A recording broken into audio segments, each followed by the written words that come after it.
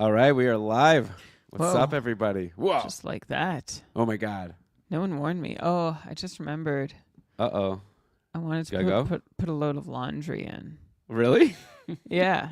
I was going to Okay. put it in before the show, then move it to the dryer after the show. Is this like you're saying this is like a bummer, or like you're going to go now and do that? I'm considering it. It was kind of gauging your reaction. I mean, you already brought it up. You might as well. I could bring Lewis on again like we've been doing every week. Every week. 1 week. Didn't we? I feel like we've brought Lewis on before. If you want to come and just brag about your incredible week while Brian does his laundry. I'd like that for Lewis. That's what often happens when you watch live podcasts. Is one of the podcasters. The host leaves to do his laundry. Yeah. Okay, great. So I'll see you soon. Go for it. It's going to be, I think, less than 60 seconds. Yeah, no, I mean, just go for it. It's right there. Like, I'm not. I'd far love for from you to the machine. not even talk about it and just go do it. Yeah, sounds good. Yeah, and I'm looking forward to potentially the sound of the laundry, like on the show. That'll even be the wow. But yeah, Lewis has been. Sounds like just Lewis is the happiest person in the world right now. Like he's been talking in our group chats and all over the Discord about how his team's winning by so much. It's almost like he's annoyed. Lewis can correct me if I'm like misrepresenting. He's almost like annoyed with all the points his team is getting this week because it's like save it for next week a little bit. Like stop being like so amazing. So I mean, I feel you. I feel you there, Lewis. So it's always a struggle when all your players are just exploding. But I guess I've definitely had it. It is weird how fantasy goes. Like you'd think if someone's so good and capable of getting all these points, why can't they do it all the time? But then the next week, sometimes they just go completely silent. So yeah, if Lewis was here, I guess he said he can't make it because of other reasons. But I would have asked like who. Let me see if I can quickly. Whatever. Brian said he's gonna be back in less than 60 seconds. We might as well not dive into Lewis's team and see. We should do a whole sustainable or fleeting episode on Lewis's fantasy team and just be like which players are going to keep up their hot runs and which ones aren't. One guy, I'll talk about the guy on my team who had the best week. Actually, let me make sure my numbers are correct here. Alex Barkov, 27 points, got to be him. Oh, oh my God, and Lewis has him too. Travis Sanheim, holy cow! I'll have to bring him up on the show, of course. I love a guy who like Sanheim. Like I bid in free agency, like I bid on waivers when he was dropped in my league, and it was one of those things where like I think I bid $3 or $4 and no one else bid anything. And I was like, Lewis, I did DM you the StreamYard link like a million years ago. This is awkward. It's over now. I mean, it doesn't have to be over, but like, probably I'd like to just start the show. But you must have missed the DM. Now. But anyways, yes. Once again, congrats to Lewis on your incredible week. I hope you have many more. I guess I'll save my Travis Sanheim story. Well, long story short, no one made a bid against me for Sanheim, and at the moment, it's like, oh, I'm dumb. Should have just bid 0. But like. Definitely don't feel dumb now. Am I right? You know what I'm talking about, people. Okay. Do you know that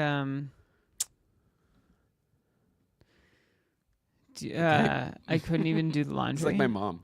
I couldn't even do the laundry. Why not? Can you believe that? Out of soap? Are you out of soap? No, what is it? Josie put 2 really big blankets in the washer, and like they were still soaking wet. So I wanted to do this like 30 minutes ago. They couldn't spin. It was too full. It was just too big. So now she moved one blanket to the dryer, but the other one is still like sopping wet. Okay. Nothing I can do about it. Well, I'm sorry. Maybe tomorrow. I just wish I really wanted to get the laundry done. Man. Is there something like specific you want to wear tomorrow, or is there something in particular you're hoping to clean, or is it just like no? It's the weekend. Like it's all off peak for electricity. Like there's a couple things I want to throw in the dryer. I actually was on that, and then I did the math and I switched it to the one where it's like not peak times, but just the tiered use of service. Yeah. Because I don't ever go to amount of tier 1 fees and then tier 2 and then tier 3. Yeah, like I don't use enough, I guess, to go to the highest tier. Okay. So it's like, I don't know. We started using the peak times and non-peak times, but it was driving us crazy. It was so annoying. It was like, oh, don't run the dishwasher. It's 6:59. Let's wait till And then Dina's parents came one weekend and they were like, didn't understand the rules and they were like running the dishwasher at all these times. I was like, no, you're ruining it. It's not. It's a peak time. And I just felt like my life got so much better when I switched to the tiered system. So I Yeah. don't know. Well, so the city of Ottawa actually does the math for you. Yeah. So have you seen that you're like saving a lot of money this way? Yeah, But of but course you're saving money this way because you're. Yeah, you need to like do the simulation where what if you had just done your laundry whenever? right. Yeah, exactly. So I think I would have saved $10 the other way. Actually, was what it said. But then So you're stressing yourself out and losing money. well, but We've changed. We put in a heat pump, which is like electricity instead Yeah, of I gas. So know, like heat now, pump. and an electric water heater. So like our whole electric. Now we have to wait another year to see what the best setup Yeah, is. yeah. I actually know a couple people who've installed heat pumps. That's people who install heat pumps are really proud of it, I think. So hopefully you're feeling really good. I get the vibe that like people who install heat pumps are like, I'm doing something really good here. It's good. like I don't You know, just reducing my carbon consumption, my carbon exactly, yeah. footprint. Amazing. So significantly. I wish Honestly, everyone we could do all it. yeah. It's not going to Yeah. mean anything in the bigger picture, but there's a little. I can feel better about it. I guess. Exactly, yeah, it's good. Yeah. Yeah, okay. You want to talk more about heat pumps? No, not Yeah. really. Like I think it's kind of interesting, but Me too. I guess we should I start could, the podcast. I could talk. I don't know enough to talk a long time, but like I went through the process. But I'm going to get into my whole thing that someone like then share. Like I don't want to get people sharing links to podcasts about how we actually can stop climate change. If I like go on to like if I talk about it like last time. So What? remember like I was like kind of being like skeptical about some things, and then there were links being shared about like books and podcasts about how like you shouldn't be skeptical and like I don't remember that. I don't know. I remember think when like, someone commented on like made like a really nice thoughtful comment about Yeah. like a conversation we had, and then you said, "How about Hunter Shepherd?" Like 1 minute later. I don't recall that. I guess I'm a little pessimistic about some of these things, like our impact compared to like, it seems so so negligent, like negligible is the word, not like negligent. Yeah. You're the opposite of negligent. If we all do it together. What is no, I don't think so. Well, if all of us, including like the corporations and like the billionaires, do Sure. it together, then yeah. Listen, I got a government grant to do my Hey. heat pump, and like it basically made it just like slightly more expensive than a gas furnace. But if it was significantly more, I probably would have stuck with gas. I'm not gonna How is Hunter Shepherd doing lately? lie. He hasn't come up in a while. I guess he's still in the AHL. I wonder if it's the kind of thing where, like, if they gave him a chance in the NHL, he'd do well, or if it's like there's a reason they're not giving him a chance in the NHL. It's because they know he won't do well. Oh, yeah, he's a 921 in the AHL this year. Like, what does this guy have to do? At some point, it's like an actor probably that goes on auditions and like they think they're doing. It's like what can he do better? Like he can't play better than he has in the AHL. So it's probably just like the NHL has told him like we don't want you. Go be a starter in the AHL, make $80,000 a year or whatever it is. It's kind of too bad. You'd think so. But there's only so many jobs. There's only so many jobs. I wonder if Hunter Shepherd was in nets for the Oilers yesterday, if they would have beaten the Leafs. I'd be curious. Well, that sounds like a question for the podcast. Well, I don't know if I want to bring up Hunter Shepherd on the podcast. 'Cause then we got to get into the whole who. Though we are already wasting all this time, so I could have used this time there for Hunter Shepherd instead of here. But this is the pre-show. So, and Andrea's here and Patty's here. Oh man, this is a fun group. We should start. Okay. Let's go. What do you? Okay, I'm not even gonna ask you what you're snacking on. I'm just gonna start. Okay. If we do right, we don't think we make a difference. Okay, that's nice. Okay, I'm gonna start the show.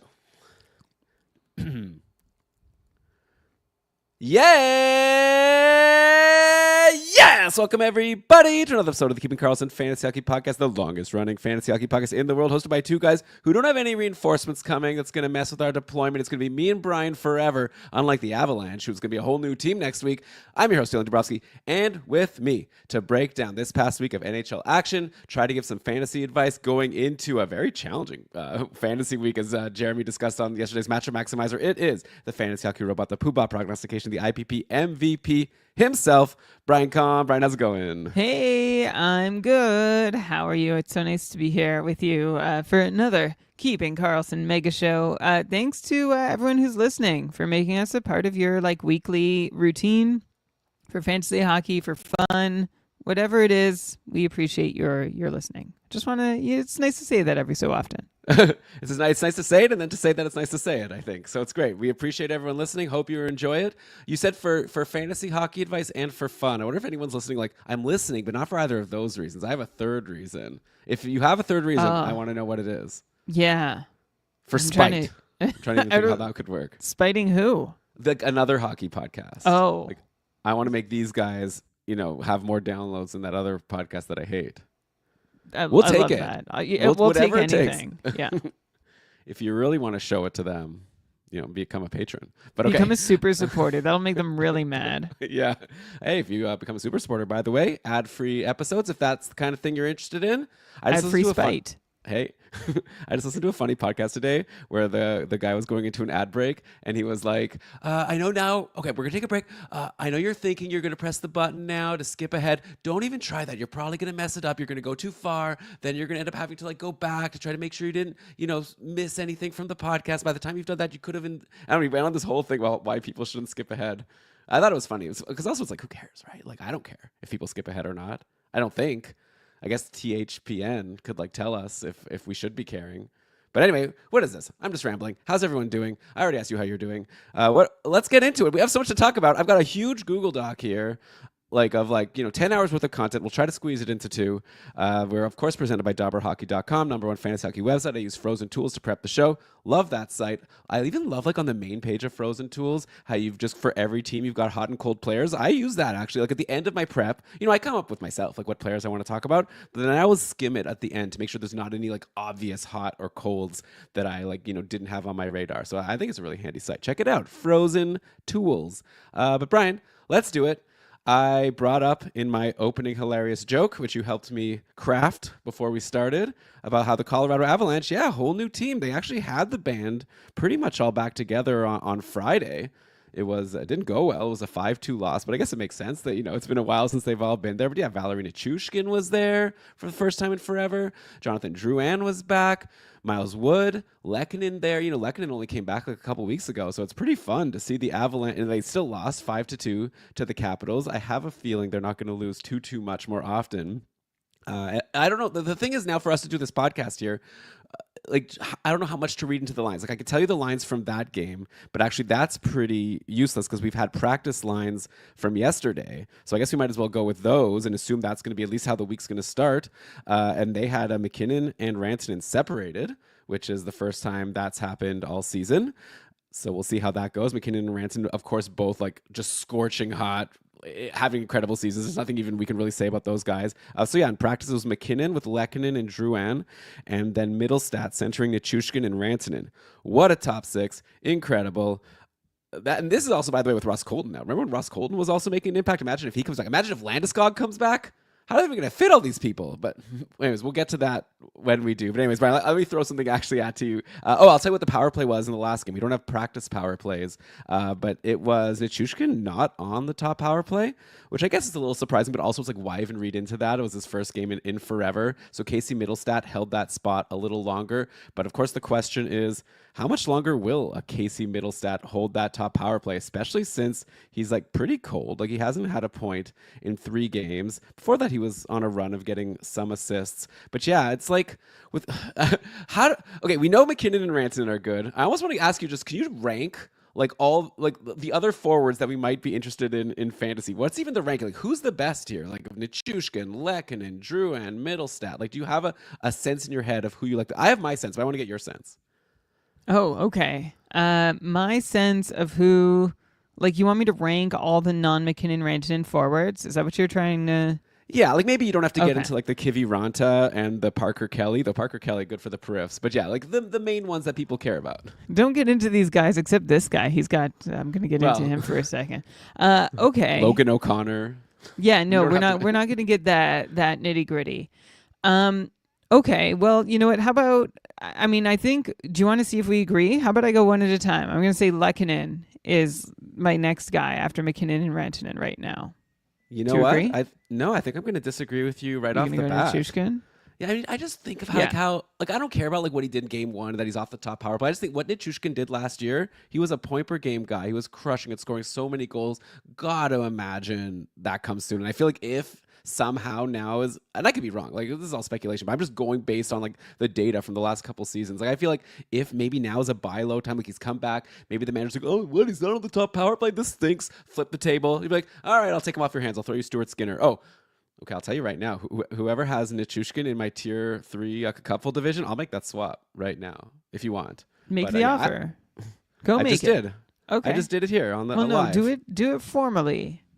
Okay, well, I'll work on that while you talk. Okay, so all right, I'm good. You know what? I agree. I think it's Nichushkin. I was kind of like sidelining him for a minute, and I was going to come back to him. But yes, I'm good. So Nichushkin was not on the top power play last game. That was to the benefit of Arturi Lehkonen and Casey Middlestat. Jonathan Drouin, by the way, way down in my Avs forward power rankings right now. He's also off the top power play. He had a 65% share through last season, and Drouin was there in game 1 of the season. Not there now that he's back. If he doesn't get back, if Drouin doesn't get back to the top power play unit, that would be particularly bad news for him. He had 19 power play points last year to get to a 58-point pace. So take those power play points away, and yeah, you might have a 40-point guy with no peripherals either. So far this season, like to be fair, Drouin has only played in 2 games. He's played 40 minutes total of time on ice, though. He has no shots. And so, like, that's not so abnormal either. So, few shots or anything else, and not in the peripheral categories. And Drouin not on the top unit means you're looking at a 40, maybe 45-point guy with no peripherals. So, if you're holding on to Drouin, like, I'll wait another game, I guess, or 2 to see. I feel like the Avs lines are going to be in flux pretty regularly as all these pieces, you know, and you've got Ross Colton 3 to 5 weeks away also.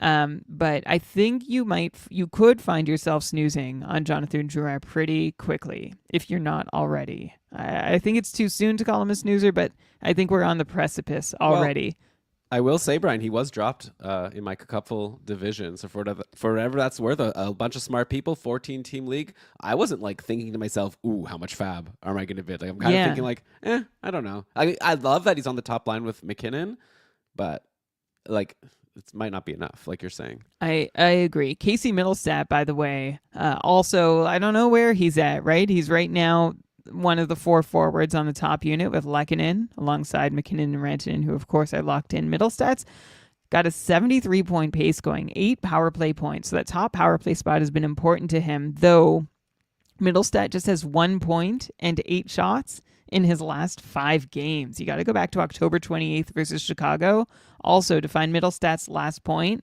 that did not come on the power play. So it might be pretty critical for Casey Middlestat to remain in a place to continue putting up power play points, just like Drouin.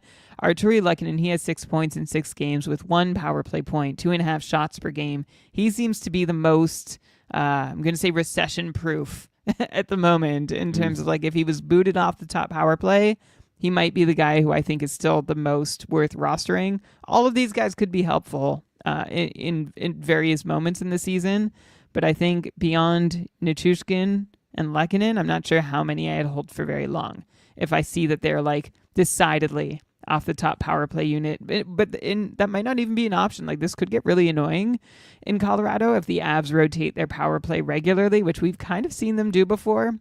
So I think this is like a very game by game, a very fluid situation. If you have Nichushkin, hold on. You have Lehkonen, hold on. If you have Drouin, you can let go. Middlestat, I'd hold on for now. Yeah, I think that's reasonable, but also, like you say, I think we need to be checking in pretty often. I have a feeling that Lewis and Ryan on Tuesday, and then Shams and Jeremy on Thursday on our short shifts episodes will be touching base on what's going on in Colorado, because obviously these are some pretty big spots in fantasy when you're playing on the top power play with McKinnon, Rantanen, and Cale Makar, 3 of the best in the game. Over in net, we should mention that Georgiev was hurt. Before that, he was actually doing pretty well. So very nice for him, I guess. I don't know why I'm saying nice. Like, I mean, not. I have an Union in a couple leagues. I was kind of like hoping that Georgiev would continue to stink, so that a Union could like really take the net. But it seems like Colorado wanted to get Georgiev back in there, and he did well. Now he's hurt, but apparently he could play next week, even though he's on the IR. Like that's only for 1 week. So I have a feeling that's it. Like maybe you'll get a game from a Union on like Monday. But yeah, if Georgiev's still in your free agency right now, I think he's a pretty obvious ad. Like, yeah, he's still like Alexander Georgiev, like not incredible, but like I'm assuming he's the same goalie as he's been the last couple of years. Like, hopefully he has his confidence back, and Colorado's looking like they're going to be an incredible team now that they have all these players back. So especially if your league, values wins a decent amount, you want their starter for sure. And seems like the coach has a lot of faith in him. Oh, okay. Sorry. Yeah. Yeah, cool. I mean, yeah. Okay. Yeah. And then I'll also, I guess, mention just to go through the whole lineup on D. We do have a cold streak here on Colorado in Devon Taves. They talked about him on Short Shifts on Thursday on the permission to drop segment. Yeah, it hasn't been good for Taves. Only 4 points in 14 games on the season. I'm curious, Brian, if we're at a point now where if Sam Girard is out there in free agency and you have Devon Taves, is that a swap you consider making? Girard is hot. He's got 4 points in his last 4 games, 10 points in 18 games overall. That's a 46-point pace. That's pretty good for a defenseman who also blocks a decent amount like Girard has been doing. Curious if Girard is someone that, forget about Girard versus Taves, not necessarily, but like, is Girard someone that you think people should be considering adding to their fantasy teams? I mean, well, you did say, like, if you have Taves, swap him for Girard. Like, I'll say yes, but I think they're both short-term decisions. Like, Taves you can let go of for the moment, and like, I don't think you need to hold him while he's doing nothing. We've waited a while, unless the peripherals, whatever peripherals there are helping you. But hey, when Girard is hot, he's hot, and sometimes he can make this last for a couple weeks. I'm looking at his 5-on-5 numbers right now, and there's nothing that like really sticks. I mean, his on-ice shooting percentage is 11%. Like that's how well his teammates are shooting while Girard is on the ice. And that's higher than previous years, but it's also Colorado. Like it's not so rare for this to happen again for like a week or two or maybe a little more at a time. So you can go get Girard while, like, I don't know if you're too late and all the good times are gone or if they'll continue for another couple games. But if you're looking for offense from the blue line, defenseman on a high offense team who has some puck moving ability is not a bad option. Yeah, and it's nice that hopefully your league at least counts blocks. So if Girard goes pointless for a game, maybe you at least get some little bit. He's been getting 2 or 3 shots pretty much every game recently. Let's go to another team with some big changes happening over in Minnesota. Matt Zuccarello has a lower body injury. He just had a surgery. He's apparently only out 3 to 4 weeks. Usually surgery, I don't know. I guess it depends what the surgery is, right? But I guess it's not too bad, but definitely going to change the landscape for the next 4 or 5 fantasy matchups. Joel Eriksson has also been injured, though he could be back next week, so not as serious still with both of those guys out.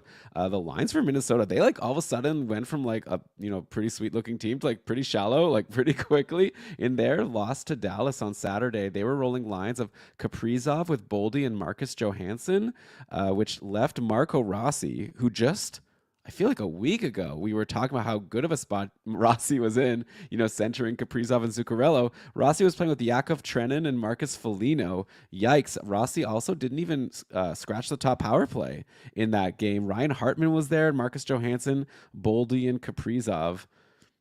I don't know. This is kind of like a Ehlers situation. It's almost like, in previous years, of course, this year Ehlers is always on the top power play in Winnipeg.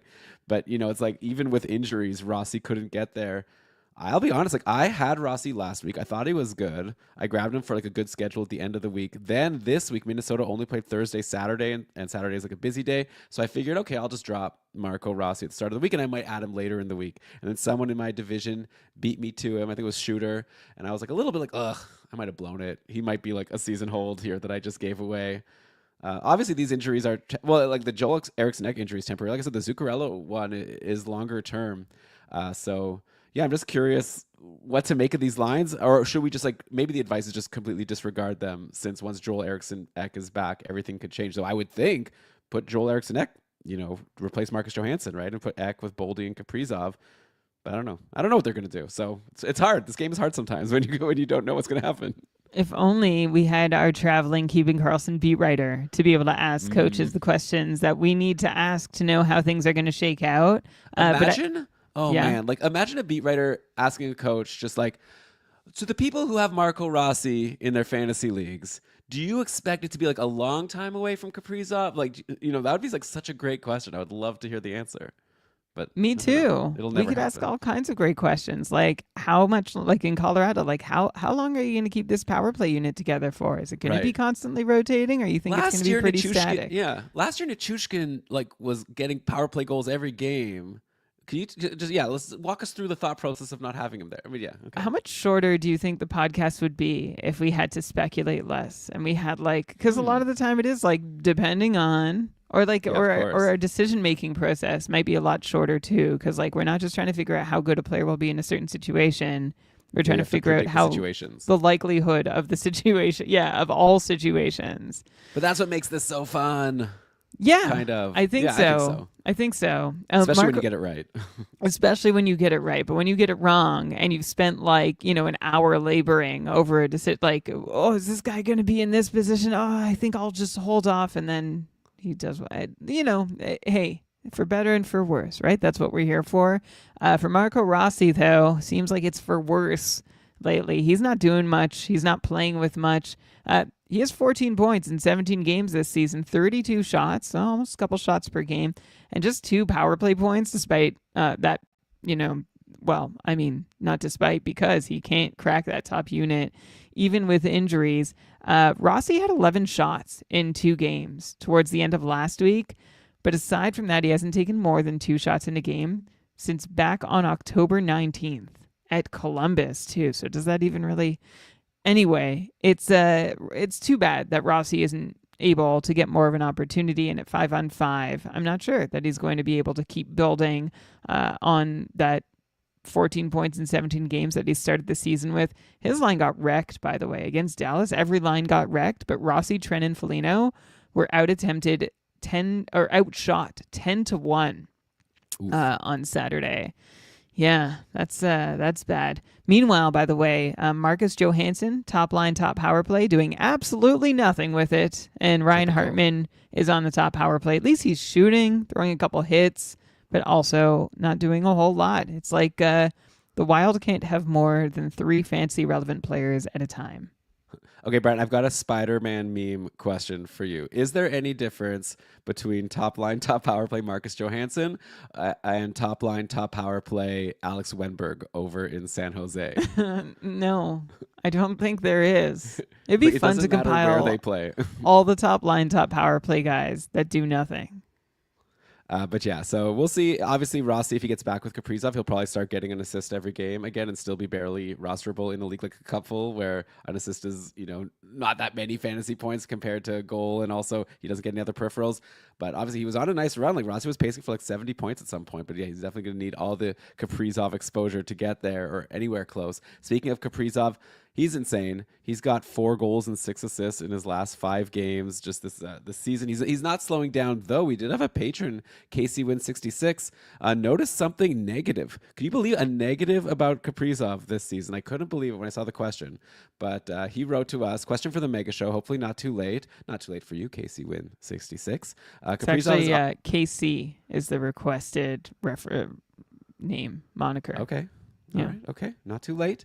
Kaprizov is obviously having an incredible season, but his shooting seems off. He's taking almost an entire shot attempt less than the last couple of years, and 5 and 7.5% fewer of those attempts are actually getting on goal. This season, 45% of his 6.5 shot attempts approximately are on goal, whereas last season, 50% of his attempts were on goal. So that's a lot of numbers, Brian. I just want you to I'm sure you digested this, figured out what he was talking about.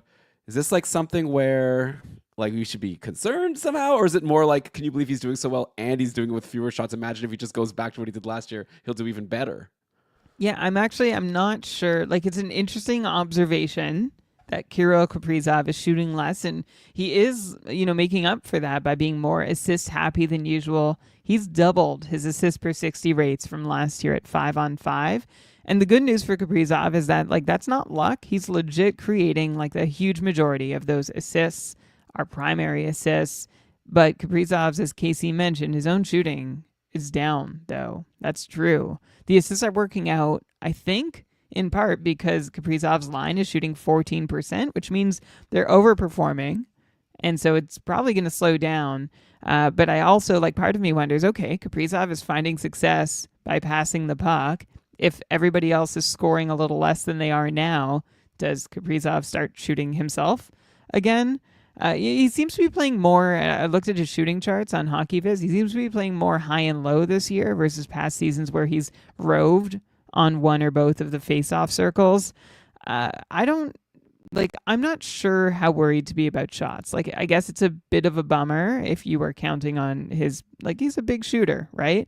So if you're losing about half a shot per game, that's a bit of a bummer. But the 150-point pace he's on right now will hopefully make up for it. That'll regress. And I think it's an interesting observation from KC. So we'll see as regression hits Kaprizov's line. Will he start shooting again, or is this going to be a permanent thing? Something to check back in on in a month or two. It's funny how you're talking about this guy like, yeah, he's not like shooting as much, but that's because he's passing. He's doing so much. Like, he's on pace for 53 goals this year. Yeah, and he has over 3 shots per game still. It's like, it's all relative. Here's the problem. All these shots are going in. There's no rebounds to get those extra shots. Kaprizov, every shot he takes goes in. That's the 20% shooting percentage. Okay, good point. I don't know. But yeah, it'll be fun to see if that goes up. I could see that going up a little bit as the season goes on. Like you say, Brian, once he decides, I don't want to pass as much. Like if his guys, if he's playing with Marcus Johansson too much, then maybe the shot. Oh yeah, how did it go last game for Kaprizov playing with Marcus? Oh yeah, 4 shots. There you go. Above his season average. 4, 4, and 5. 4, 4, 5, and 5 for his last 4 games, Kaprizov. Keep in mind, his season average is 3.2 shots per game, and he's had 4 or 5 in each of his last 4. So maybe this trend is already flipping, and we're just not seeing it yet in the overall season averages. By the way, Matt Boldy also doing well. We could just do this whole episode actually about, like, Colorado and Minnesota are very interesting right now. Boldy looking like a legit 50-goal, 90-point threat as well, just having such an incredible season. It'll be really fun to see where people start ranking him, in our rankings for next year, because you'd expect maybe Boldy still even could get better. He's still so young. Also in net, man, Philip Gustafsson, Brian, he leads the league in save percentage of goalies. I looked at goalies with more than 5 games. Philip Gustafsson, 927 save percentage. This guy went in round 13 of my Cupful draft. I took Stuart Skinner in round 7, feeling like I got good value. If I could have waited 6 rounds and had maybe the best goalie. How can we have predicted this? He stunk last year, Gustafsson, but the year before he was great. How do you play? Again, every team I'm going to end with, like, how are we supposed to know? Like, how are we supposed to do this? So the thing with Gustafsson is he is bringing this year what I thought, and it sounds like you thought, Gustafsson was going to bring last year, which is more of the same of what he did in 2022-23. That was Gustafsson's first season in Minnesota, and his first season being anything near a starter. So it's just like he lapsed a year, and now he's amazing. Gustafsson, 85% quality starts through 13 starts. And forget the quality start number, actually. Just 13 starts for Gustafsson is notable through 17 games in a situation that we weren't sure. Like, is he going to play 50%? Is he going to be able to handle 50%? And only one of those 13 starts has been really bad, too. So, yeah, Gustafsson looks great. I know he was available late in drafts. I think he was dropped early, too, when early returns were really poor. But anyone who grabbed him for cheap, that's when the fading goalie strategy really works. I guess, yeah. Like, next year, don't let me draft a goalie as early. I thought round 7 was like I waited long enough, and I thought Stuart Skinner, sure thing. We'll talk about him in a sec. Actually, we'll talk about him next. One more thing quickly on Minnesota. Brock Faber. I don't get. He's another guy I don't really get because he's playing all the minutes. We're talking about how Kaprizov is on pace for 150 points. Like, Faber is playing 25 minutes a game. He must be on the ice. I guess, Brian, you could look into the IPP numbers, right? Like, is Faber just on the ice for a ton of goals and then just not getting in on a lot of them? Like, he has 9 points in 17 games. I guess that's not even that terrible. It's wild how he could have 0 hits and 0 blocks, but I don't know. I guess, like, I feel like I would definitely be holding Faber and going for him because it just seems like too sweet a spot on the top power play and playing 25 minutes a game. But I could imagine Faber managers are really frustrated after a week where he got 0 points in the 3 games Minnesota played. You just described like a half point per game player with no peripherals, and I don't know how much of a change like we should really expect to see. I think we could at 5-on-5. I don't see any reason Faber should be doing better on the power play. I mean, he's not scoring a lot, but I also like he's scoring less than I would expect a defenseman like a quarterback to score. But I also don't see any I don't see any reason that he should be doing a whole lot better. He's got 4 power play points in 17 games, which puts him nearly on track. Well, last year he had 16 in 82 games, but he wasn't on the top unit the whole time. But he did have some stretches on the top unit where he wasn't doing anything. So I'm I think we just need to adjust our expectations until Brock Faber shows us differently. He is a roughly 45-point defenseman with great power play deployment and no peripherals. Yeah, I wonder if at some point he'll. By the way, when you say no peripherals, that's wild too. Last year, he had 151 blocks, Brock Faber, almost 2 blocks per game. This year, he has 14 and 17, so he's gone down over a block per game so far in terms of his pace. I wonder if that's on purpose or if that's just that's another good beat writer question, by the way, to send out the KK beat writer. Why is Brock Faber blocking so many fewer shots? Because that obviously makes a big difference in his fantasy value because that floor just kind of really hits the bottom there. Okay, let's go to the Oilers. All right, let's talk about Stuart Skinner. He's on my mind. He's annoying me. I'm ahead in my matchup this week. I shouldn't be that annoyed, but I'm very annoyed right now. He has an .877 save percentage on the season after a 4 goals against on 22 shots overtime loss to the Leafs yesterday. I went on Twitter afterwards, and maybe you'll just tell me I shouldn't go on Twitter. I should go on Blue Sky. That's a good suggestion. But I love. Do you know how people complain about Twitter and say it's it's a cesspool? It's super negative. That's kind of what I like for hockey because I want to search for a player and just get the vibes. Because when a player's doing well, it's not negative. I'm not searching for Kaprizov and being dude sucks. It's whatever. But oh man, Stuart Skinner yesterday. It was funny and sad if you have him in fantasy. It was he's terrible. Trade him. Worst goalie we have. Specifically, the people were saying those last 2 goals of the game, the late third period goal and the overtime goal, were just those are saves he should have had. I just wonder if it's I know on one hand the advice can be he's struggling now, but he's the starter on Edmonton and it'll probably work out. And you want to hold, and you could think of times where Vasilevsky's been on cold streaks or whatever. All goalies go on cold streaks. I do wonder though, if at some point Edmonton just trades for another goalie. There are a lot of goalies out there that I feel are gettable for the Oilers, maybe even for not too high of a cost. I'm thinking the guys on San Jose, they can get Blackwood. They can go John Gibson's forever available if a team ever wants to take on that contract, Bruce Lickens. I just think there's goalies out there that if Edmonton really decided they didn't want to rely on Skinner and Pickard. So I don't know. I'm a little nervous and kind of wondering if it's time to I don't know if cut bait, but see what you can get for Skinner in trade if you have him. Or maybe Brian will just say no, buy low. This is great. Find people who think like Elon and go get him now. No, so first off, I completely understand, right? Thinking like Elon is not a bad thing. Oftentimes, I mean, clearly, Cupful Ultimate Champion, it works for you sometimes. I am going to call back to Stuart Skinner's first month last season, first 16 appearances. He had an .876 save percentage. And you know what happened from that point on, right? Oh, he has .877 now. Okay, yeah. Good. Okay. Starting tomorrow, we're getting back on track here. Well, I think there still might be a couple weeks or a few games to go. Wow. I'm not going to say it's over now, even if we're using last year to pace ourselves. I mean, Skinner is looking his worst since becoming a starter. He's got a 42% quality start percentage, which is why you're so mad at him, Elon. He's had a 60% quality start percentage the last 2 seasons, and 3 of his 12 starts have been really bad starts too. He does get worse protection than Gustafsson for what it's worth, but he's still playing about 5 save points below expected, which, is either good news or, well, I guess it could be good news because I was trying to frame it as good news, but now I'm not sure how it would be.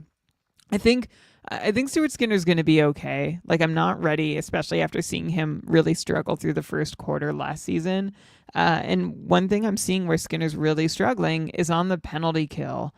He has a .775 save percentage on the penalty kill versus an .862 save percentage over the last couple seasons. So I'll expect that to level out for Skinner. That's like some short term bad luck that we expect to regress. Pickard has been good, but also he's been trash on shorthanded. Edmonton is getting crushed on the PK. They are killing off just 2 of every 3 penalty kills, 66% efficiency while shorthanded. That's bad. That's tied for last in the league with Detroit. They're a smidge behind Anaheim. But truly, Edmonton is struggling on the power play. Some of that is definitely on their goalies. Maybe some of that's on the team too. They need to figure something out. All this to say, Elon, who did you said Skinner for Nichushkin? I still think that could work out for you. But I would at least give Skinner another couple weeks before giving up completely. Yeah, mine, like, I would hold on to him all season if I knew for sure it's like going to be Skinner and Pickard. I'm a little nervous about the Oilers at some point just like going for a goalie and then like it's 50-50. You know, Pickard goes down to the minors and then it's Blackwood and Skinner fighting for the net, and like we'll talk about Blackwood. Like he seems, I don't know. So we'll see. That trade hasn't happened yet though. So again, we can't just speculate all show. By the way, Calvin Pickard, it's funny. Like I know you say like he's been good. You look at the numbers, he's a 9, or actually doesn't even have that great of a save percentage, 890. If you look at the games Pickard has, like he's played 7 games. 4 of them have been really good, like over 900 save percentage. 3 of them have been trash. The ones that have been good, here's who he's played: Nashville, Detroit, Nashville, and Nashville. 3 of his 4 good games are against Nashville. So he definitely has their number, Calvin Pickard, and he was able to do well against Detroit. But when Pickard played against, like, well, actually one of the big losses was against Chicago, and then he had a, not a great game against New Jersey. Like, yeah, I just think it's like not totally fair to compare Pickard to Skinner just because like of the teams they've had to play against. But I'm sure the Oilers are going to give Pickard a couple more games in the near future if Skinner continues to struggle. So we'll have to wait and see. By the way, other big news out of Edmonton: Darnell Nurse is hurt after a dirty hit from Ryan Reeves. Looks like Reeves has a 5-game suspension. Some people in the Discord, I think Ryan was saying that Reeves should be just out of the NHL, which, like, won't hear any arguments from me. I saw the replay looked pretty bad and needless, but who am I? I don't know. Anyways, Nurse is out. It's actually kind of a bummer. Like, I know the general sense for Darnell Nurse has been like, who cares? He's not like even that good. He's actually having like a decent enough season fantasy wise, like half a point per game, like along with his peripherals is definitely like kind of like what we grew to like about Darnell Nurse is like a solid, like set and forget defenseman in fantasy. I wonder, like, with him out, if there is any impact like on any other player. Like, Nurse does play his 20 minutes a game, so someone is going to have to get that. I wonder if someone like a Ekholm gets more minutes now. Like, Ekholm had to play a lot of minutes in the last game after Nurse went out. Like, and Ekholm is also really cold right now, only 1 point in 7 games, like after a really hot start to the year.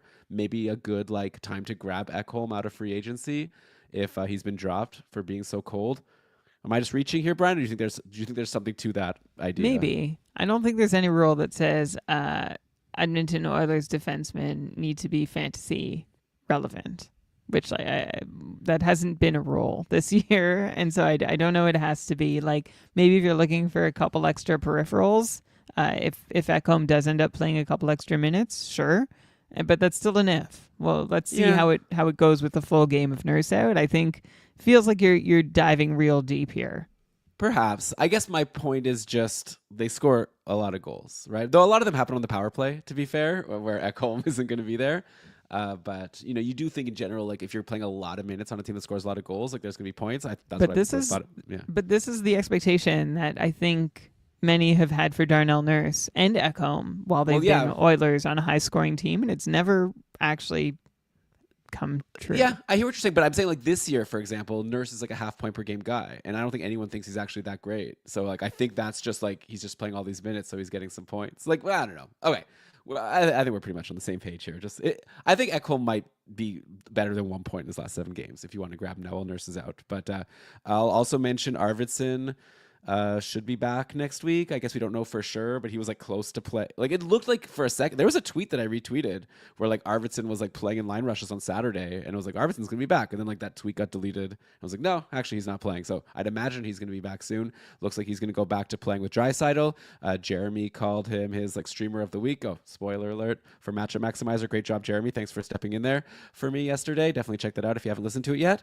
But yeah, so Arvidsson, remember like Arvidsson used to be really good. Like it feels like we've really shifted quickly. I'm not saying like we've made a mistake, and I mean like the fantasy community. Like I remember for years it was like Arvidsson's really well. There was a couple years where it was like Arvidsson's like incredible, and he's like a 30-40 goal guy. Then when he went to LA, he's lost a little bit of that luster, but was still like definitely a solid guy you want to have in fantasy. Then last year, Arvidsson missed most of the year with injury, and then over the summer he went to the Oilers, and I think the vibe in drafts was like, yeah, he won't get top power play, but he'll still be like pretty solid.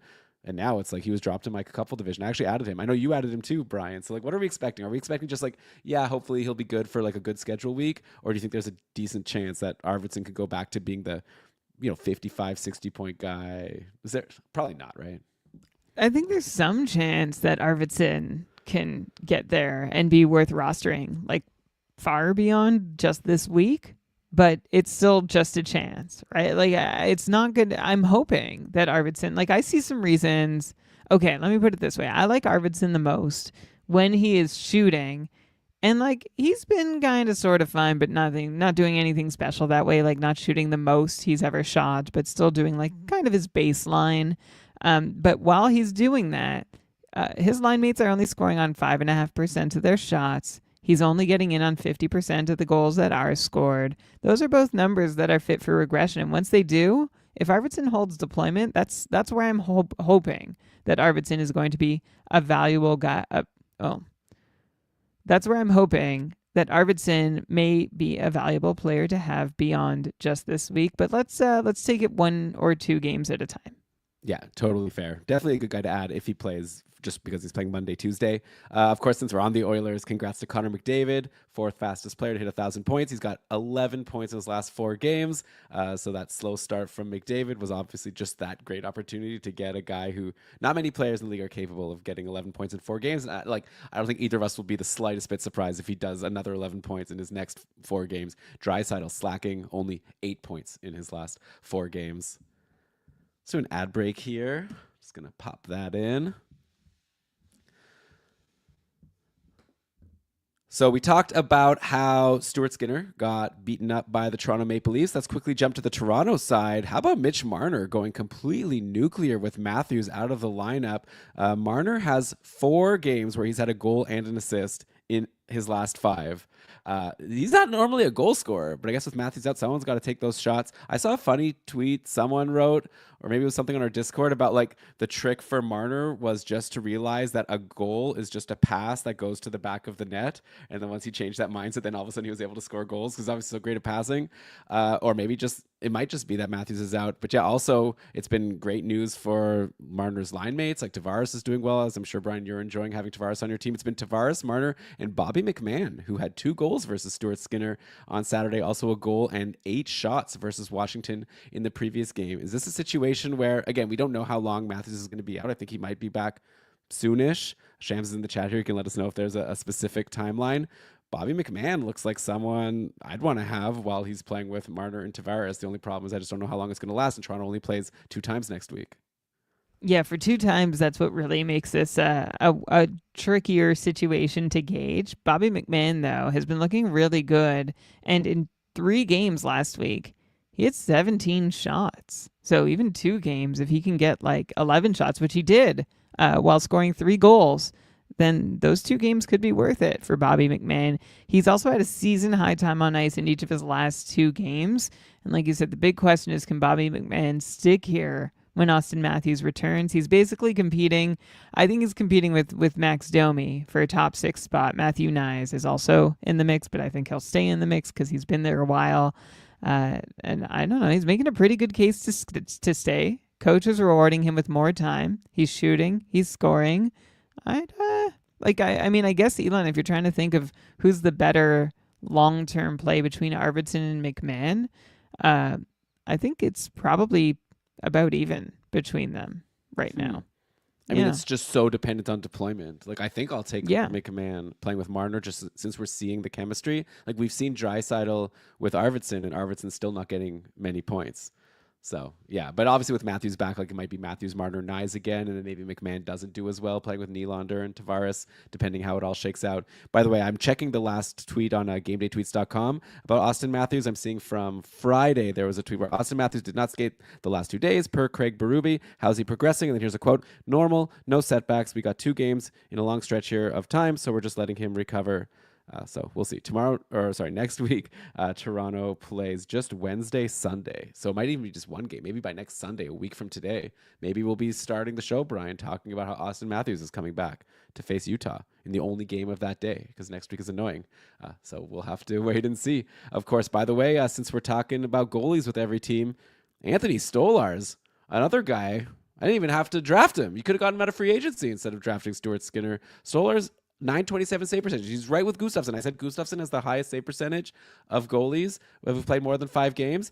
He's actually tied with Stolarz. I think Gustafsson might have the edge if he went to like another decimal place. Man, the Leafs found a gem there. Just out of free agency, cheap contract.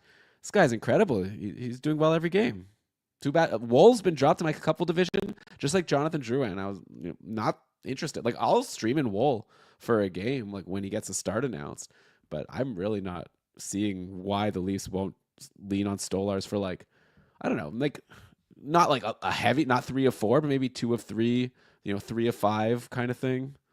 I think if he's doing well every other game and they don't need him to play more than that, then maybe that's the reason. Like I'm with you. Like Joseph Woll doesn't seem like he's ever gonna start more than every other game, and in a volume setup, that's not a great player to have. So I think at some point he was available in my couple division. I think he still is. And I would have raced to add him at some point earlier in the season, but I'm not now. But yeah, nice moment to shout out Anthony Stolarz, who's been the best Toronto goalie so far this year. Another question for the Keeping Karlsson beat writer is how are you going to split starts through the second quarter of the season? Even forget the rest of the season. Just tell me about the next 20 games.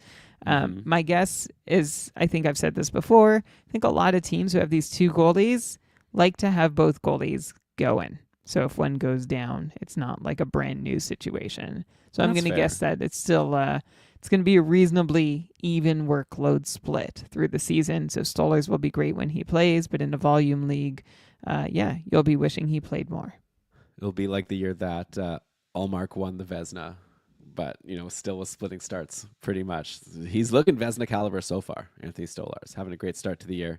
All right, Brian, let's go to the LA Kings. Okay, I don't really have a great transition here. It's another team with a goalie situation happening. I guess I could start there. Darcy Kemper's hurt again.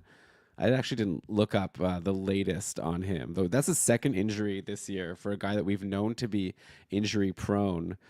Kemper, he's on the injured reserve. I'm seeing no update from Jim Hiller beyond just like, he's on the injured reserve. So we'll see. Kemper could be a long time, could be a short time. In the meantime, how about David Rittich? Stopping 17 of 18 in the win versus Detroit on Saturday. Rittich's had 2 goals against or fewer in 4 of his last 5 games. I feel like at this point, especially with Kemper out and also just Kemper being like so fragile, probably time to like jump on David Rittich, right? If he's out there in free agency, seems like again, LA only plays 2 times next week, similar to Toronto. But I wonder if this is a situation where you'll kick yourself if you could have had the LA starter. If Kemper comes back, like I could see, I wouldn't be surprised if Kemper gets a decent amount of games. I just worry, and again, this is just speculation again, but I just wonder like if Kemper's gonna miss a lot of time because he keeps second injury in such a short period is always concerning. For sure. So we don't, right, and there hasn't been much information to go on, and it's a short week, so I don't even know. Yeah, I don't know if on game days we get more information. The more a team plays, the more regularly news is available for them. Anyway, Rittich, better quality start percentage, 67% versus Kemper's 60%. Both are sub 900 on the year.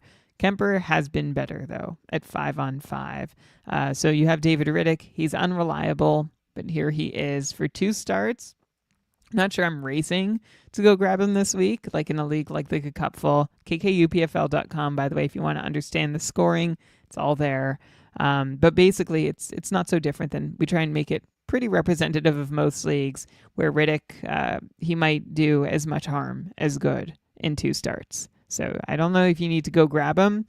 right away. But if you do want to make a longer term play, so you have the LA goalie in case Kemper's out a while, then you've got a good reason to add David Riddick.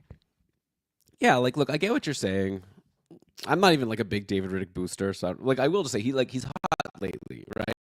Some goalies, like once they get going, maybe that they keep that going. So we'll see. But next week, LA plays Buffalo Wednesday, and then Saturday, every single team plays except for two. So if you already have two goalies, you probably wouldn't play Riddick. But it's Seattle on Saturday, so definitely two winnable games, I think, for the Kings and David Riddick. So something to consider. While we're on LA, I know I've been bringing him up a lot lately, but Trevor Moore, man, geez, he is just on fire. 10 points in his last 8 games. This is all like a big long point streak. Yeah, 8-game point streak, getting points every single game. I guess I already talked about him. Like maybe it was just last week. I know why I want to bring up Trevor Moore to you again. He's like, okay, actually, let me give you some more context about it before I dive in. Okay, so the Kings have also been making a change to their deployment, specifically their power play. So at even strength, Moore's been playing with Fiala and Deneau. That's been for a little while. Quinton Byfield has been centering Laferriere and Fogle, and then it's been Kempe Kopitar and someone on the top line. Alex Turcotte was there in the last game coming back from injury. In the last game, LA ran a 5-forward top power play. Kopitar, Fiala, Kempe, Byfield is the new entrant, and Laferriere. So not great news for Brent Clark, who we'll get to in a sec.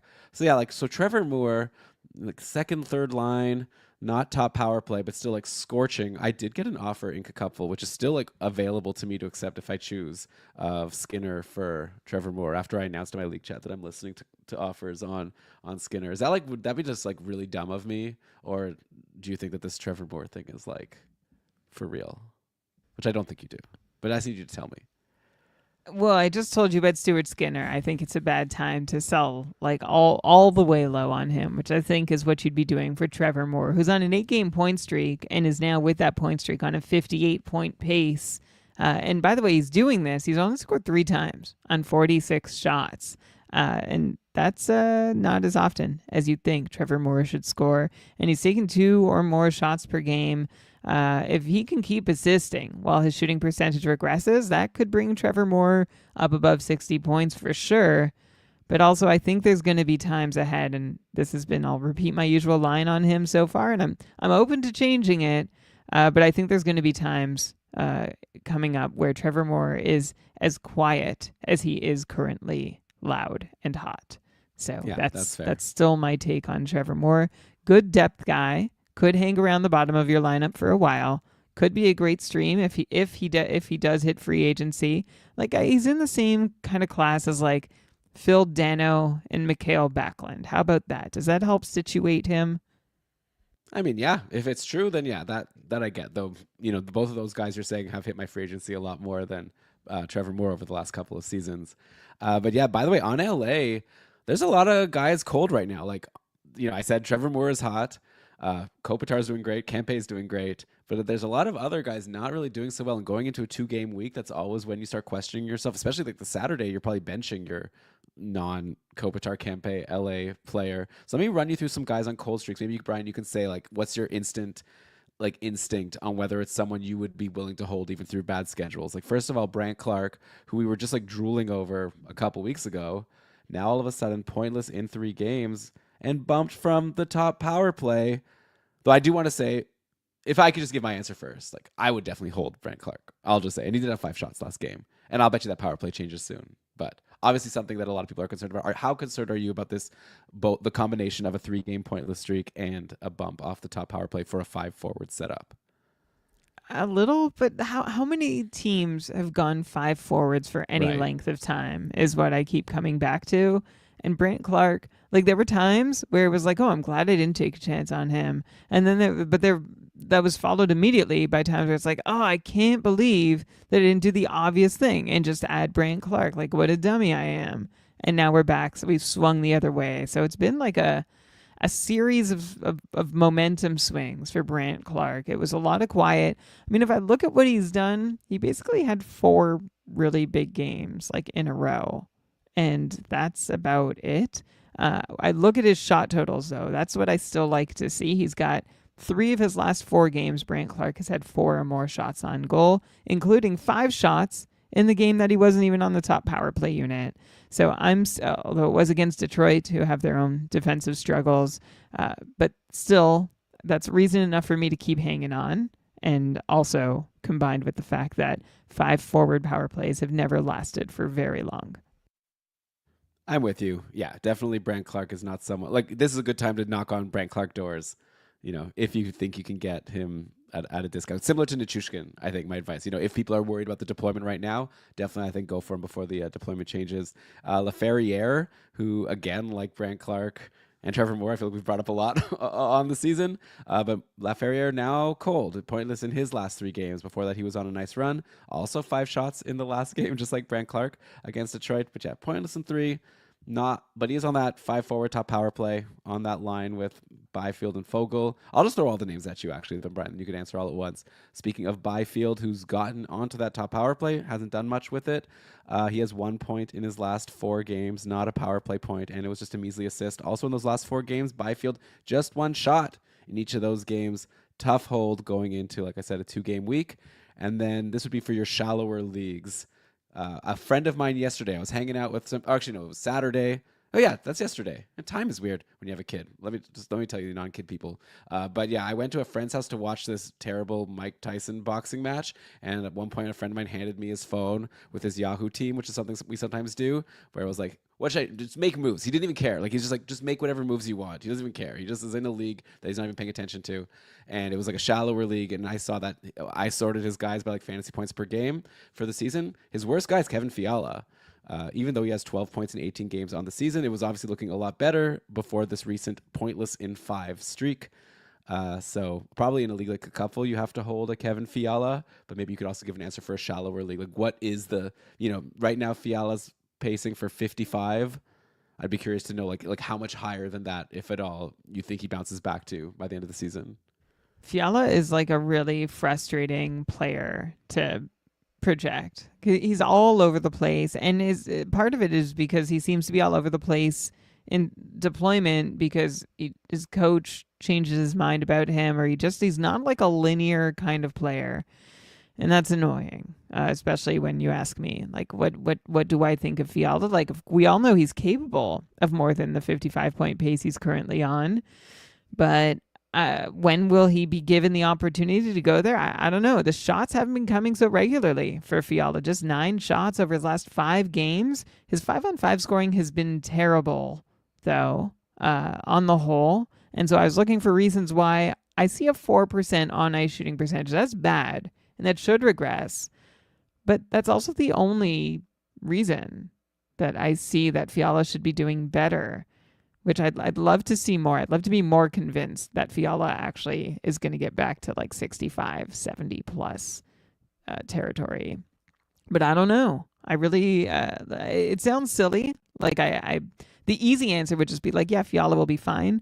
I'm just being honest though. I'm not so sure he'll be fine or how consistently he'll be fine. And I don't know if this first quarter is just going to kind of repeat itself through the next 3 quarters, which is like, he's like kind of dicey. Oh, he's amazing. I'm so glad I have him. And now he's dicey again. Byfield, by the way, I think you mentioned how little he's shooting. Just 1 shot per game in each of his last 4. You have to go back a full calendar year to find the last time that Byfield had a lower 4-game shot total. And you have to go back into the 22-23 season to find as many consecutive games where Byfield didn't register more than a single shot on goal. This is just a different version of the growing pains for Byfield that we'd become accustomed to before. Last year when we liked Byfield, it was because he was shooting. Now he's not. And I think, in my mind, his fantasy value has gone back to where it was before he was taking all those shots.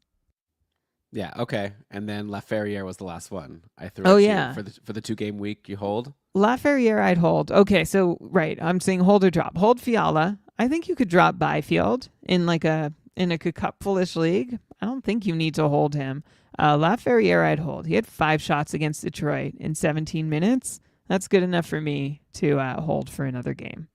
Yeah, and Laferriere has been scoring a decent amount, right? So as long as you see shots coming, I wouldn't be surprised to see him. If you drop me, he's going to score a goal the next game. I'm pretty sure, just like after I traded him. Yeah, so please, everyone drop him, and I will I will still have him. Okay. But yeah, in your shallower leagues, if you're in like an 8-10 team league, I think Fiala, from what Brian's saying, is also potentially a drop going into a 2-game week. I don't think anyone's going to be like lunging to get him if you have other decent guys available in free agency. Okay, let's go now. Okay, in free agency. So the Kings, like I said, they won that last game where Riddick had a great start against Detroit. The other big star of that game was Detroit's goalie Cam Talbot, who got peppered for 40 shots against, stopped 37 of them. I saw a lot of chatter about how terrible Detroit's D was without Simon Edvinsson. It was basically like Moritz Seider and a bunch of scrubs there.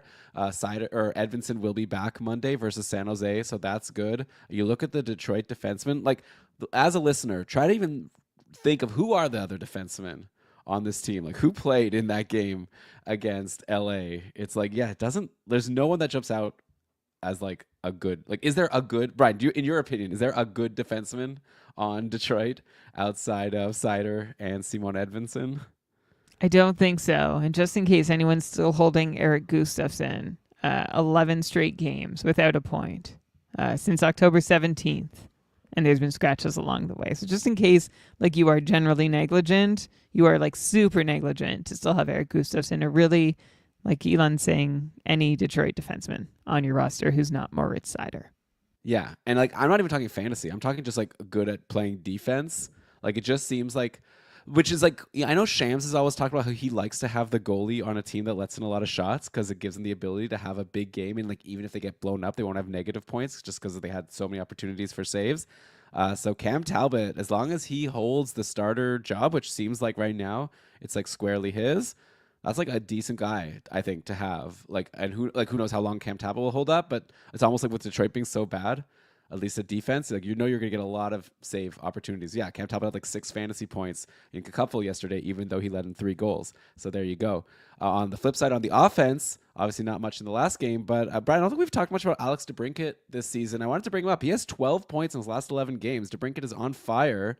He's pacing like back to what he was doing back when he was on Chicago, when he was a real star. He sort of really took a dip in Ottawa and in Detroit. But are we finally back, do you think, to the Chicago Alex DeBrincat, or is this more of just a mirage? I'm going to go with mirage for DeBrincat. He's got 6 power play points in his last 13 games. That's fueled a lot of what he's done lately.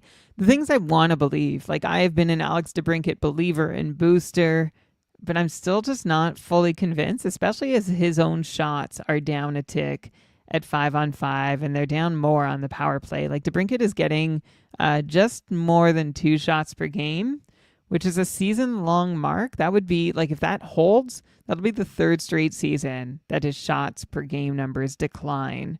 The good news is that DeBrincat has gone 6 straight games with 2 shots or more. He only had 2 shots or more 5 times in his first 11 games. So let's see if this lasts. If it does, if DeBrincat is consistently taken, like 2 shots is still a lower bar than I'd like to set for DeBrincat, but it's a start. He does have a high shooting percentage too, without taking a ton of shots. So this is why I still believe in DeBrincat's upside and potential, but I'm not sure if we're seeing him come into it yet.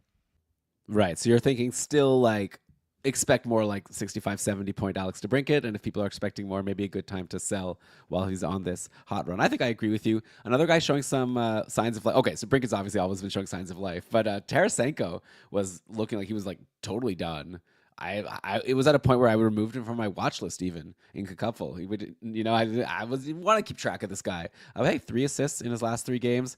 Is that anything to you, or is this just like at this point, like just any rando getting 3 assists in 3 games? Like yeah. Nothing to get interested in. Yeah, I'm going to say nothing to get interested in. I did see he was playing with Patrick Kane. Tarasenko was on Kane's line in the last game, but Kane continues to be cold, following up on last week too, where I was like, oh yeah, pick him up, see where he goes.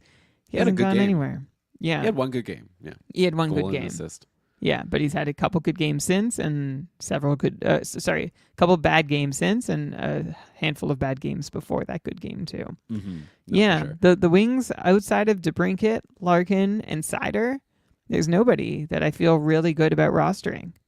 Yeah, though, I mean, when my two goalies are Cam Talbot I guess and Stuart Skinner, like I'm happy about Talbot. Yeah, for sure. So Talbot's in the mix, and I always it's my bad. I for some reason I always forget poor Lucas Raymond.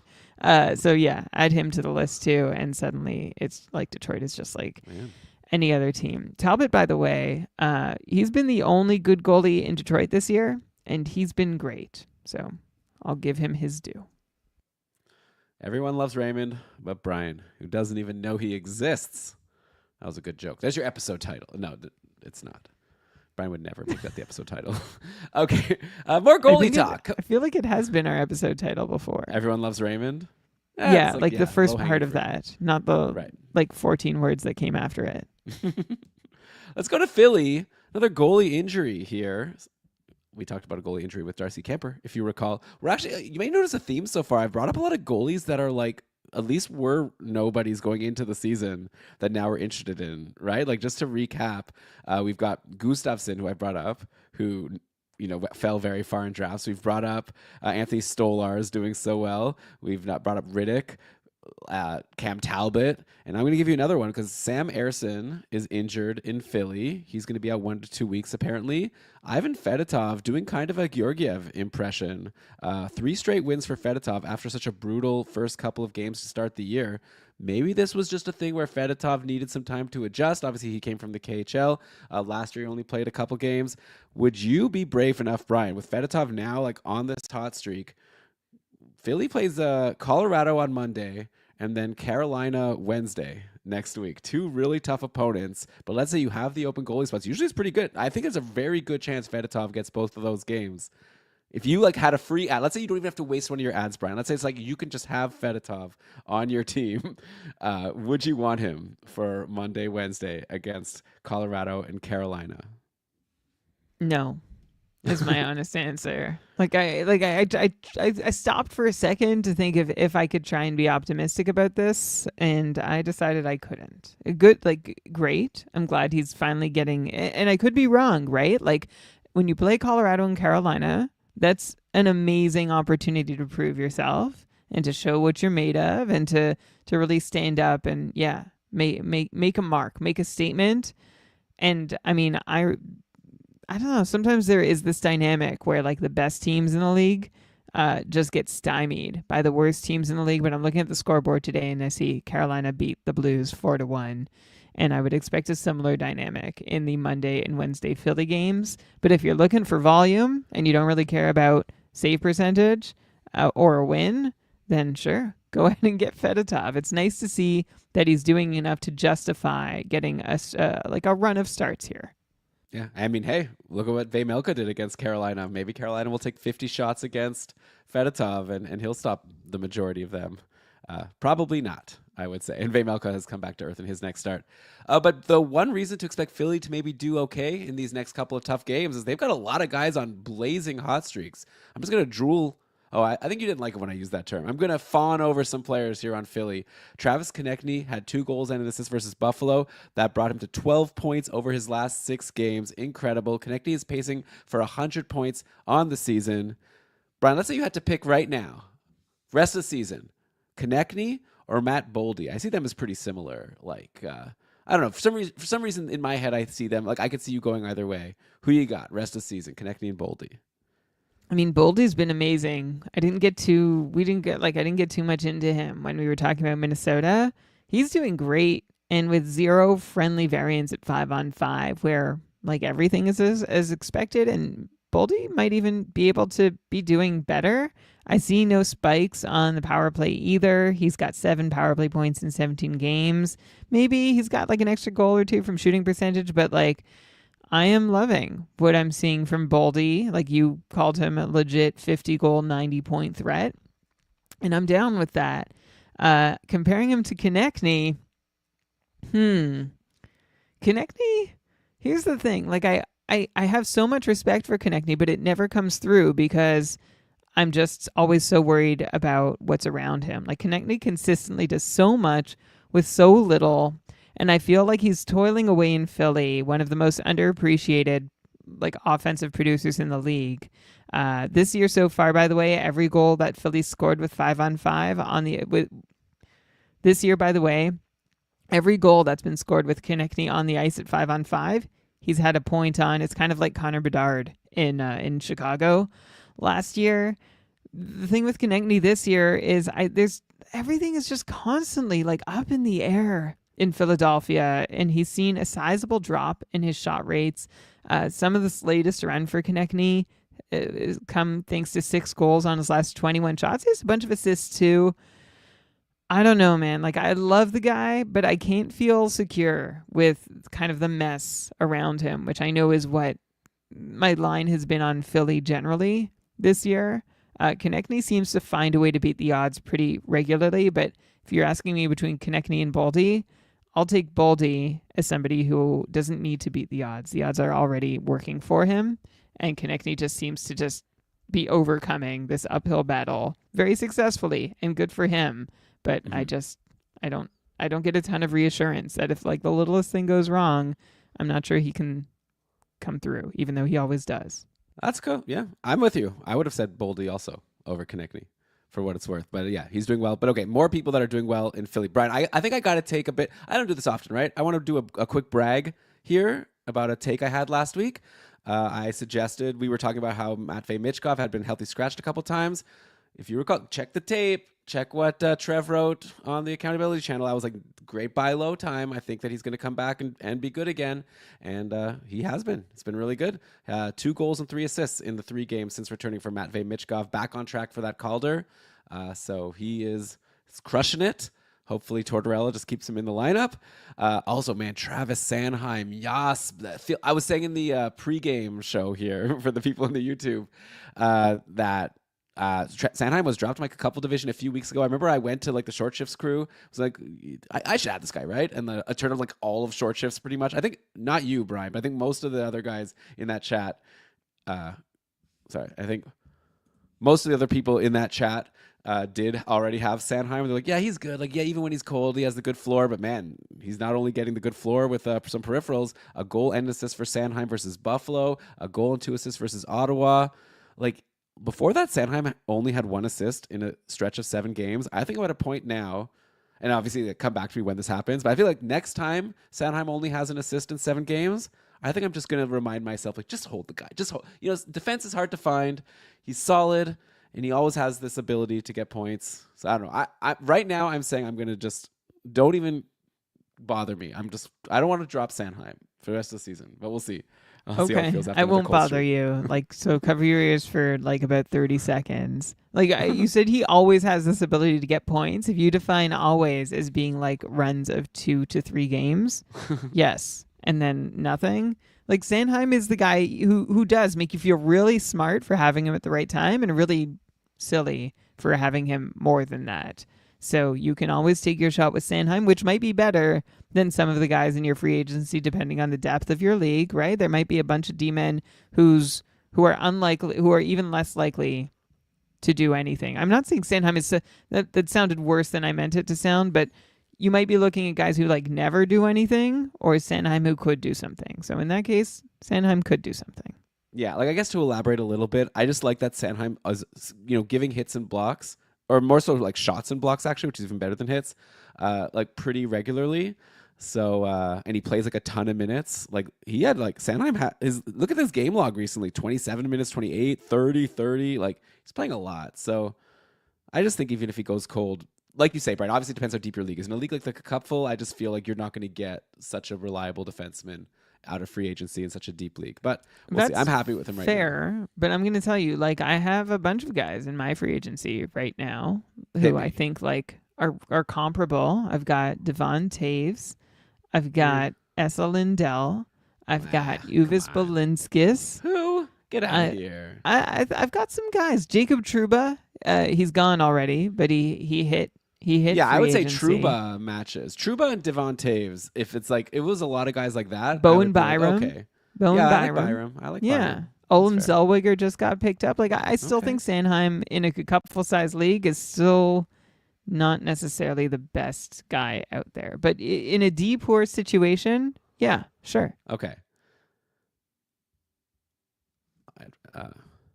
By the way, at the end of the show, I have some defensemen I was gonna throw at people that might be available in free agency who are on hot streaks right now. Zellweger was one of them. So we'll get to him in a little bit.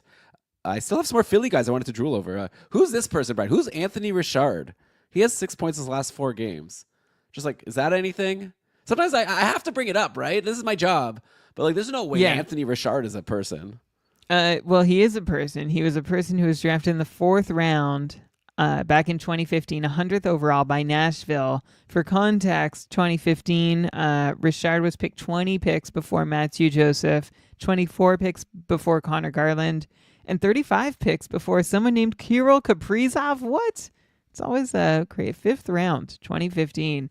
But Anthony Richard, a former junior star with the Val d'Or of the QMJHL, he debuted with a single game in 2018-19. Since then, Richard had just a total of 24 NHL games with Nashville, Montreal, and Boston before getting the call-up this year. And he's had like a crazy journey the last little while. Richard, he's bounced around. Like, he's played for 7 different AHL clubs in the last 6 seasons, but he's finally coming into his own in the minors, at least. He found success in Laval 2 years ago. 67 points, 30 goals in 60 games, and then 25 goals and 55 points in 59 games with Providence. He continued being a point per game plus player with Lehigh Valley Phillies minor league affiliate this season, 9 points in 7 games. Now here he is doing it in the bigs. He was added in my Cupful division today. I like hovered my finger on the plus button several times last night, being like, should I? Do I wanna? And I think there are definitely worse choices. While he's going, I it's kind of one of those deals like you can get on and see when it stops. He's no spring chicken. He's not like some young up and comer, but he is like a small, faster player who has been a point per game player in the minors the last couple seasons without a lengthy look at the pros. And this is his chance. Yeah, and I think you're leaving out another compelling reason to be interested. He's been playing with Matvei Michkov, who I just was falling over myself to compliment. Yes, of course. Yeah, so as long as that lasts, I like it because Michkov seems like a real difference maker, or at least will be one day and already showing the ability to be so. Okay, on the flip side with Philly, what are you doing, Owen Tippett? How's Anthony Richard have 6 points his last 4 games and Owen Tippett pointless in 4? Just 1 shot in each of the last 2 games for Owen Tippett. I have him, obviously, a couple. That's why he's making me especially mad. I took a look at my draft results from this year when I got Tippett. You know who was taken the pick after I took Owen Tippett? John Tavares. Ugh. I want that one back. Tell me that I'm actually like I should be happy that I have Tippett. Can you please? No, I can't. I'm sorry. Well, I don't think you should like totally give up on Owen Tippett. I think he looks like a guy on a bad team. The thing that I'm most concerned about right now is he has 2 consecutive games with just a single shot on goal. Yeah, I know I said that. It sucks. Yeah, okay, but each of those was a new season low in time on ice also. He bottomed out with just 13 minutes and 18 seconds. Wait. The last game, he left for a bit. Like, he took a bad hit, and he left. That. Like, he was off the bench. So, okay, at least that's not a thing to worry about. Okay, but the game before that was also a season low in ice times. I don't know about any injury there. Before these one-shot games, which one of them was cut short, so I'll toss one of them out. Tippett had 22 shots on 4 games. 2 of those went in. I don't think Tippett deserves a ton better. But I don't think that's a reflection of him. I think it's a reflection of the state of affairs around him. And so I think you hold on to Owen Tippett and hope that those shots become goals. But, I took Tavares too early. I don't know what round this was. I think 6. Yeah. I passed on Tavares too long. We're all ready for Tippett to take the next step, and he just hasn't gotten there yet. And when he does, I'll happily take him before Tavares. But until then, I'll trade off a little bit of upside for Tavares. Yeah. Yeah. Where were you a couple months ago? I might have told you that exact thing. Yeah, probably. Yeah. Okay. Ad break. Let's yell it. Doesn't do anything for me, but it's fun to yell it. Make the people watching on YouTube who are super supporters extra happy they're not going to have to hear these ads. Okay, come back. Brian, I still have more random goalies doing well to get to. So the last one I brought up was Ivan Fedotov. At some point, I guess I should probably bug you and get you to do a ranking. But here's one for you. How about Spencer Martin? This might be another like, who's that? He's the guy on Carolina, and he shut out the Ottawa Senators yesterday. Both Kochikov and Anderson were injured, so Spencer Martin was up. The backup was Yaniv Peretz. Since it looks like Kochikov is back, yeah, Kochikov came back today for Carolina, got the win against St. Louis, so he's back. He's obviously going to be the starter. Frederick Anderson, on the other hand, he's hurt, and apparently he's going to be out long term.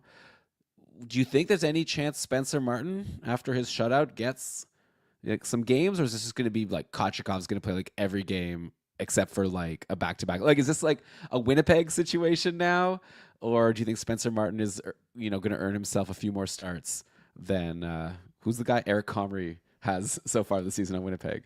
Sorry, what's the Winnipeg situation? The Winnipeg situation is Hellebuck and Comrie, and Hellebuck plays every game. Yeah.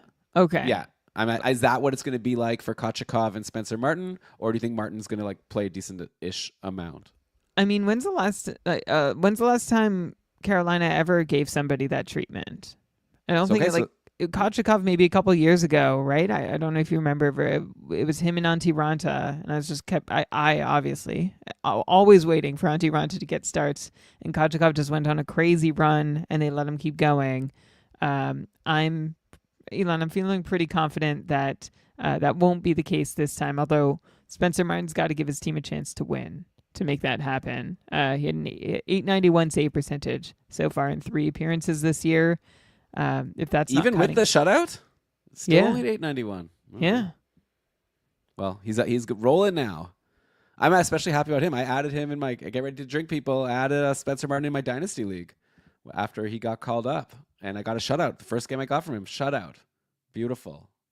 See, I don't know. So probably Kochikov is going to be somewhat of okay, maybe not a Hellebuck, but obviously Kochikov is their number one. Yeah, like and two of 3. Yeah, 2 of 3. If it's more than a split, Kochikov will get more, and I could see him doing 2 of 3 or 3 of 4 if Martin's struggling. But I think Carolina generally prefers to keep the ratios pretty low. Yeah, so who knows? Like, I wouldn't be surprised if Frederick Anderson, no bad juju here, but like apparently this is a pretty serious injury. Like, it's possible Spencer Martin's the backup now for the rest of the season. So in a deep enough league, like in my Dynasty League, if Spencer Martin's still out there and like most backups are taken, the backup on Carolina is good. You're going to get a good chance at a win whenever he plays. Seth Jarvis is hurt also. He's on IR, could be back next week. I don't know. So it's like we don't need to dive too much into it. Jack Roslovic, someone who we were talking about his crazy hot streak, he's gone ice cold, so that was just fun while it lasted. I am seeing though that Roslovic played on the top line in Saturday's game. I guess we did have a game today, so I can get an update on what the lines were for Carolina. Roslovic, Aho, Svechnikov, so he's in a good spot, but today, yeah, once again a pointless game for Jack Roslovic. But who knows? Maybe he'll go on another run again at some point. He probably will. Just who knows when? Like I wouldn't be holding on waiting for it. Nor would I. Okay. Since we're on Carolina, this is like, did we get it wrong? Or is this just bound to happen? I think we talked about Shane Gostisbehere as a potential drop last week. He's had points in 3 straight games now since we said that. So I guess we're dumb. But yeah, right now, I mean, he is the top power play guy. And lately he's been getting those. He had a power play assist today on a Svechnikov goal. By the way, 4 points for Martin Necas. When's this guy going to stop? Necas is insane. Sorry, now I'm just like rambling. Like I'm not even drunk. I promise I'm not drunk or anything. Yeah. Necas is great. In conclusion, Roslovic, you already commented on him. Roslovic, whatever. He's on the top line but not getting any points. And Martin Necas, he's insane. Oh, and Gostisbehere. Yeah. Thoughts? I'm a great host. Thank you for hosting. I really appreciate you. Okay. All right. Let's do another random goalie. This is maybe Brian. This could be the name of the episode. Something about random goalies. Arvid Soderblom. It's like any goalie.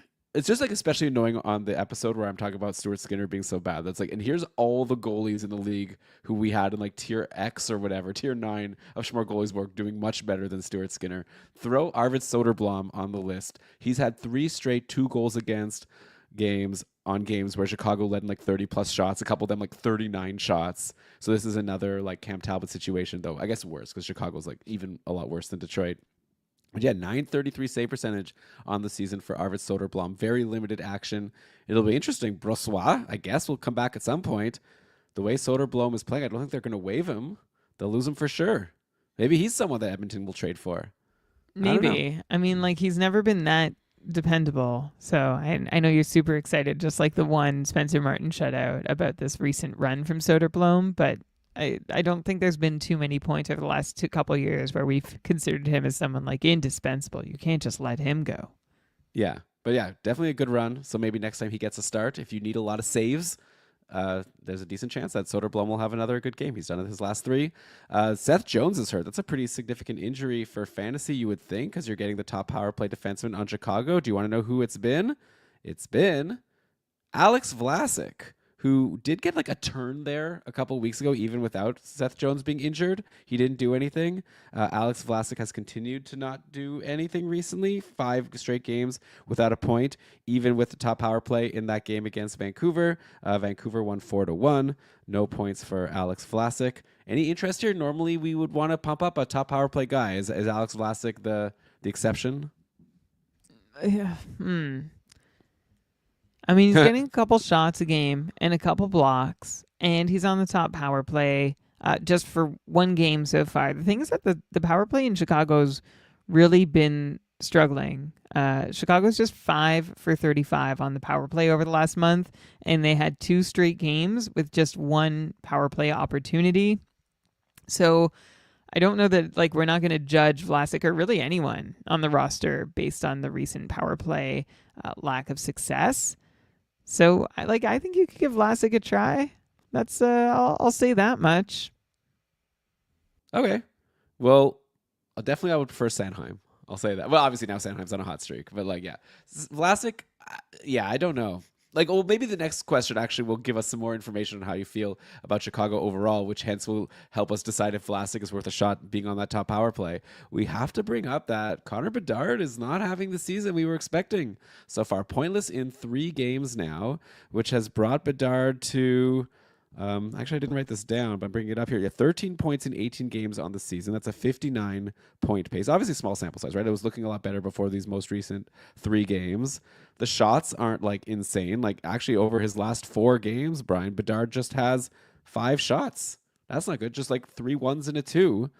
I'll be honest. I think I told the story on the podcast about how in my couple draft, I was targeting Connor Bedard. Like, I knew before the draft started, round 3, I'm taking Bedard. And then I got sniped on my way to the dentist. And I was like so mad because I was also late for my dentist appointment. So I was like double mad. And I ended up having to, whatever, just accept that I'm going to have to take Alex Barkov instead of Bedard, who was the guy I wanted. I'm very happy with how that turned out. This is like the reverse of the Tippett for Tavares. Barkov is a superstar. He's been incredible lately. And Connor Bedard, yeah, very disappointing. So what do you think with Bedard? Like, is now a good time to try to trade for him while he's cold? Or is this more like if you have him, like, sell while you can if people still believe in him as like a point per game, maybe like I thought he was going to be like a 90-point guy this year, but so far not looking like it. Yeah, me too. I think we all thought that Chicago was a little further ahead of where they seem to be right now. For the record, I took Bedard 3 picks before Alex Barkov got taken. So I might have made that mistake. Like, I'm looking at Barkov now, and yeah, gosh. I mean, I wanted Barkov for sure. I'm still hopeful, though, for Connor Bedard. Right now, he's back playing with, like, when I said Chicago isn't where we want them to be, this is what I mean by that. Like, Bedard is now back playing with Kurashev and Donato after he began the year with Teravainen and Foligno. Then he played a couple games with Reichel and Hall before being back on this Kurashev-Donato line. None of this is good, right? Like, I just named 6 line mates, and all of them are, like, extraordinarily underwhelming. Bedard himself still looks good. The team does look better than last year. I mean, anything would look better than last year. And while Bedard's on the ice, everyone's shooting less than 7%. Bedard himself is shooting just 7.5% versus his 11.5% shooting percentage last year. Chicago has scored only 6 goals in their last 5 games. They're shooting just 5% all situations in that span. I already mentioned the power play. I mean, Chicago is a bad team. They're not this bad. And I think once the goals start coming back, Bedard will be in on them, and I'll be happy that I held on to him. And you might be happy if you bought low on him.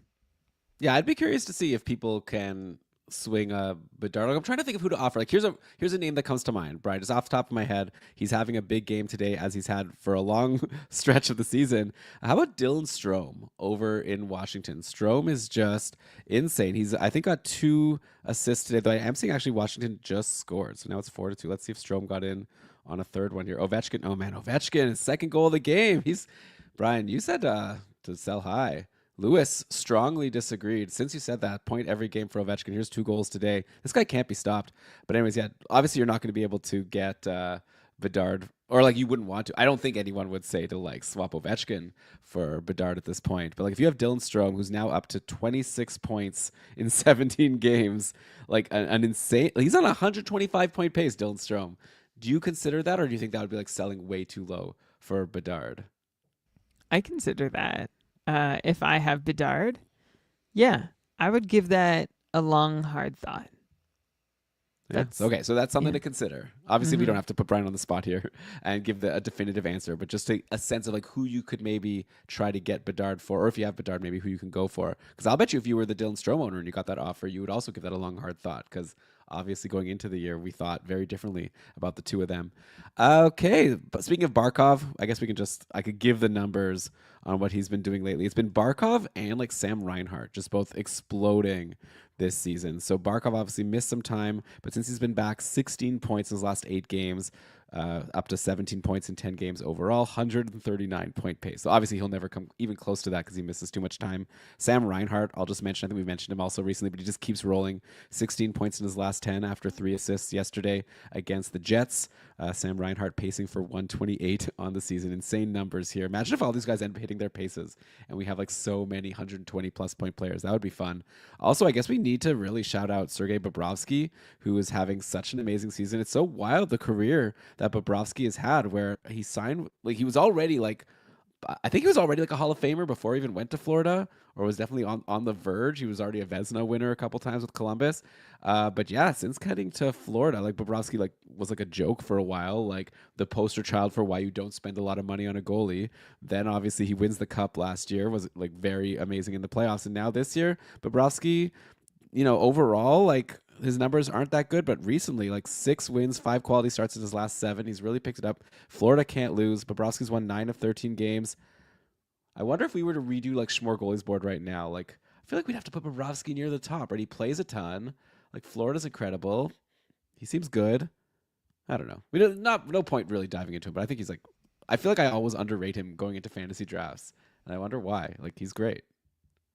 Yeah, well, I think it's just he's been inconsistent at times, but I'm pretty sure I made the case on Schmore Goalies board that like we are far enough from Bobrovsky's like rough patch that we can believe in him again. And well, I mean, he has an 897 save percentage and 54% quality starts. Like that part is okay. The save percentage, Bobrovsky, I'd love to see him in a better place than that.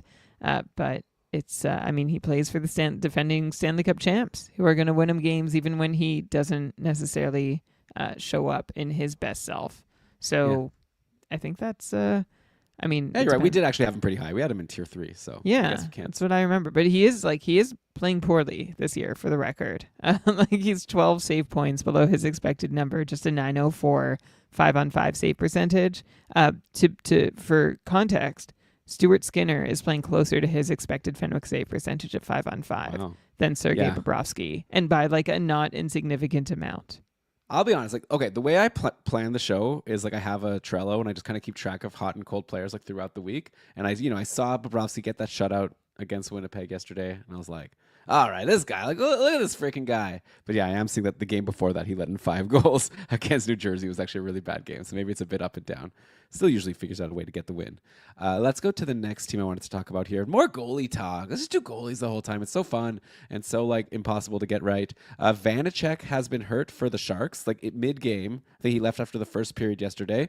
Mackenzie Blackwood came in for the rest of the game against Pittsburgh and was incredible. He was really good. He only let in 1 goal, made like 26 saves, I think it was. My first thought when I saw Vanacek is hurt, I was like, man, if Vanacek is hurt, like this is going to be huge for Blackwood. Like he's going to play a bunch of games. He'll be like a Cam Talbot, right? Like getting a bunch of save opportunities, and he seems like he's been a really good goalie. Then I remembered that the goalie in the minors who would come in is Yaroslav Askarov, who is having apparently a really incredible season in the minors. That's actually a good guy we should bring up the stats for. Brian, maybe you could bring that up. I know I've been seeing people on Twitter saying how Askarov is just crushing it down there. So maybe like they would bring Askarov up and then probably they'd want to see what they have in him. So maybe it would continue to be 50-50 just like it has been with Blackwood and Vanacek. I am curious, Brian, though, to get an updated take on Mackenzie Blackwood. We have him in our Dynasty League, okay? And he wasn't originally expected to be our part of our long-term plan. Like we were thinking that maybe we'll draft him, maybe we can like swap him at some point, get a first. I've tried actually. No one wants to trade for him, but I wonder if at this point maybe we just change our game plan. Like we have Stuart Skinner also, who was supposed to be part of our long-term plan. He stinks. Maybe we flip it. Like, I'm curious to know, like, but anyways, whatever. We don't have to go back to Skinner. But Mackenzie Blackwood, 914 save percentage on this, like, bad Sharks team. UFA after this season. Not even 28 years old yet. Could still have a lot of career left. Like, what is our current thinking from a dynasty perspective? We don't get into that too often. But, like once, you know, he gets out of the San Jose, which I'd imagine he will, like, that'd be crazy for Blackwood to sign, like, a long-term contract with the Sharks, right? Especially with Askarov there. So I think he's going somewhere else.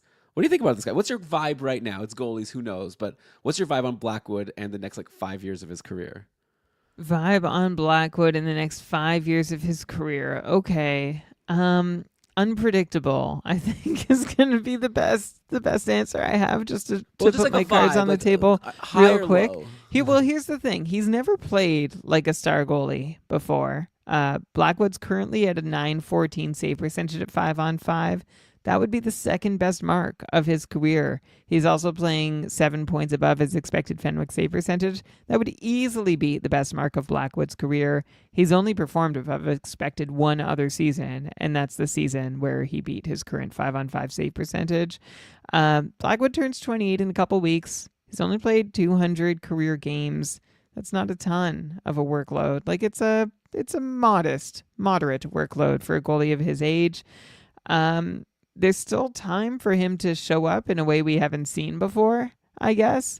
And I think one thing that I'll say is impressive for Blackwood is he's at a 60% quality start percentage since arriving in San Jose. So, Elon, I know we have him in our dynasty team, and I know that you keep thinking like he might be the perfect player to have in a few years from now, as we want someone to mature with our young players. And I'm not ruling out that possibility. I'm just saying he hasn't shown that side of himself yet, so he's not there. But I also can't say it's impossible. Like, look at what I've said about Aiden Hill, right? Who's been able to find a game better than I would have guessed.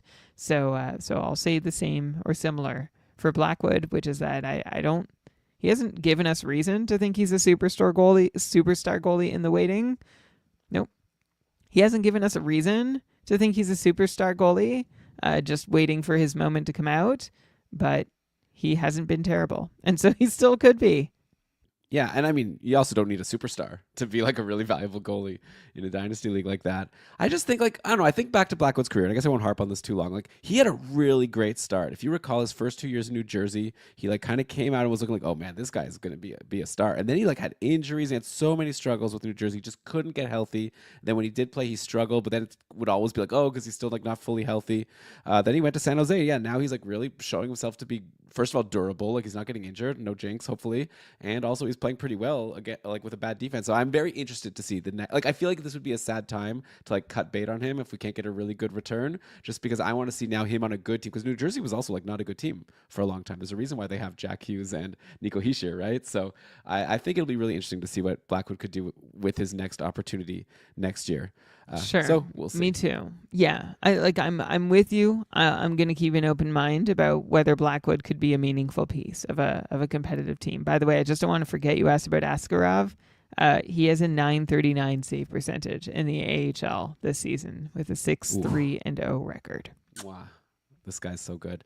Okay, Brian. Okay, I'm going to let everyone know. Here's the plan for our dynasty team, okay? You're only allowed to have 4 pro goalies. We currently have Skinner, who stinks, Vasilevsky, who's been great, and then we have the 2 Sharks goalies. And then in our minors, we've got Askarov. And we also have this guy Nabokov who's doing really well in the KHL. I've been keeping up with him, and he might come over from play for Colorado next year. I feel like at this point, maybe Skinner's the guy we trade, and maybe we go forward with like a Blackwood, Vasilevsky, Nabokov, Askarov long term. We'll see. We'll see. I think I put that out there before.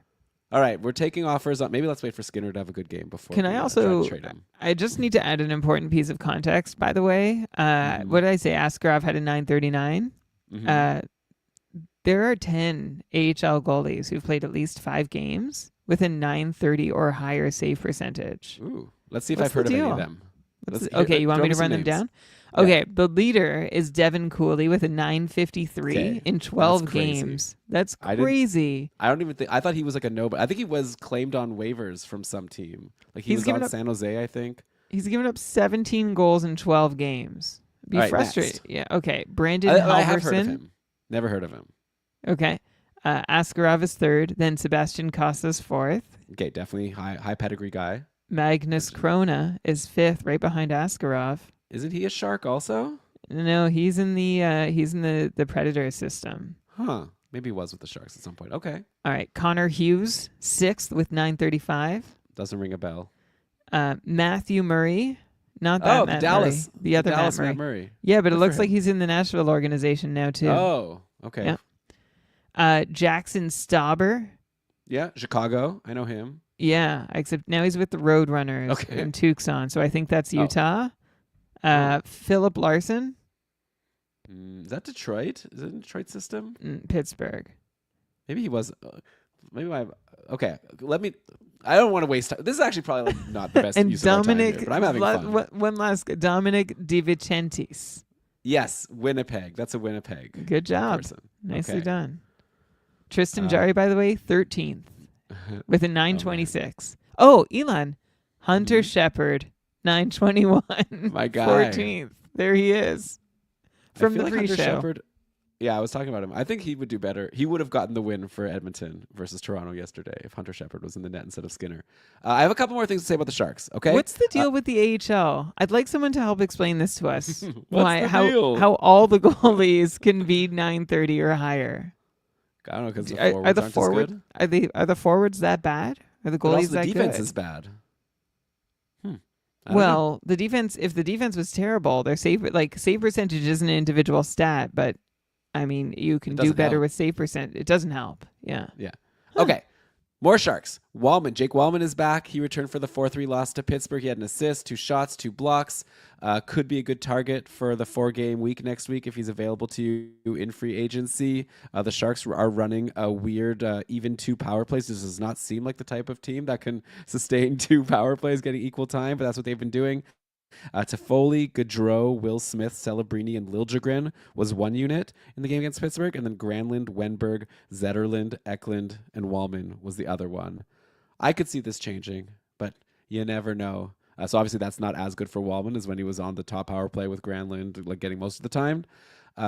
So that's what's going on there. I will mention the Lund line. The Lunds are great over in San Jose. Granlund, Zetterlund, Eklund, all on nice streaks. So if any of them are available to you in free agency, they could be good targets next week for a good schedule week for San Jose. And then on the downside, Brian, let's get a quick take on Macklin Celebrini, who is pointless in 4 games. We were just talking about how great he was looking. You know, he came back from his injury, had 2 goals against Minnesota, was taking a lot of shots, but now pointless in 4 games. Still some shots. But that Calder is slipping through his fingers. Yeah, it's. I mean, the shots, like you said, are still coming for Celebrini. But that split power play situation doesn't work great. He's also playing with Will Smith and Barclay Goodrow, 5-on-5, which you could say could be an okay line to produce with, but obviously not a great one. But I love that Celebrini's shooting 11 shots in his last 3 games, 3 straight games with 3 or more shots on goal. I'm going to hold Celebrini for as long as he's shooting, but you also know I don't have a ton of patience for rookies. Sorry. Oh, yeah, definitely. I think that Celebrini is someone that I'm hoping he gets dropped in leagues I'm in. I feel like this is the perfect type of drop I want to see. Like a guy who's like shooting a lot, but just on a cold streak, but still gets like good deployment. It's like that's the type of person that you expect to bounce back. Like who knows what the upside is for a rookie, but even forgetting about the fact that he's a rookie and such a high pedigree guy, just like all those shots. I guess you can't say top power play and top line. Maybe the Lund line is the top line, but top six, one of the top power plays, shooting a lot. I hope that he gets dropped. Maybe a good guy to target for a trade. If you want to try to buy low right now, I think that he'll be like better than this for sure. Okay, let's throw in an ad break, and we'll burn through the rest here. Oh yeah, we still got plenty to. Yeah, well, we only started at like 20 after, so Yeah. we still have 20 minutes. Okay, If we did I don't wanna have make like it a 2 hours. ton, so Okay, good. Yeah, we can do it fast. We can slice through it. So, Brian, you mentioned Tristan Jarry doing so well in the AHL in his 4-game stint. We talked about him a lot last week between us and then the 2 short shifts episodes previewing his eventual return for the Penguins. He finally played against Columbus. He sucked. 5 goals against on 38 shots. So, obviously, the Penguins didn't help him. But yeah, Nedeljkovic got the next game against San Jose and got the win. Who knows who goes Tuesday versus Tampa? I'd imagine it'll be Jarry. Unless maybe they go back to Ned since he won the game. Honestly, do we care? Like this is kind of like my question with Fedotov before. Like, do you even want whoever Pittsburgh plays for that game against Tampa? I'd be pretty scared to go for one of those goalies. I was thinking Jarry could be interesting. I added him. I think you added him too. I was like, yeah, maybe he'll like if he comes back and plays well, he can take over the job. But then like 5 minutes, or I think it was 1 minute. I think he let in a goal on the first shot, and I was like, what have I done? Like, why did I even go for this? What a dumb idea. So yeah, I'm out on Jarry again. Me too.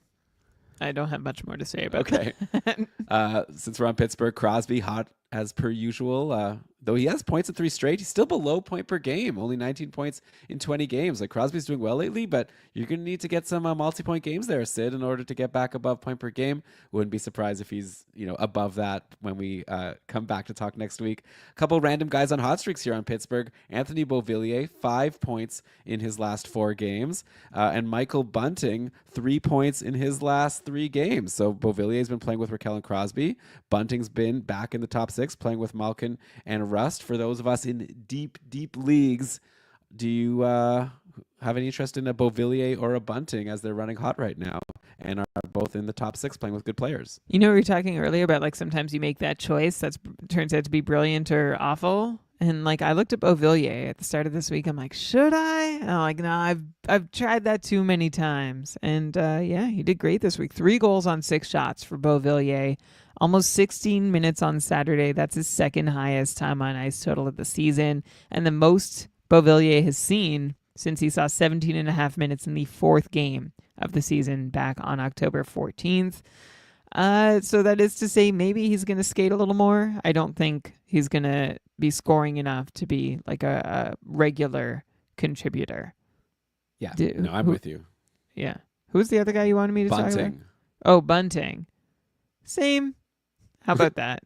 Yeah, that's good. Okay. Imagine, pour one out for anyone who had Rickard Raquel on their roster, and then their opponent like added Beauvillier. So whenever the Penguins play, you're like, all right, let's go. I'm gonna get some points over my opponent. And then like Raquel pointless in 6 games, while Beauvillier getting all these points. Rickard Raquel's the one on the top power play, not helping.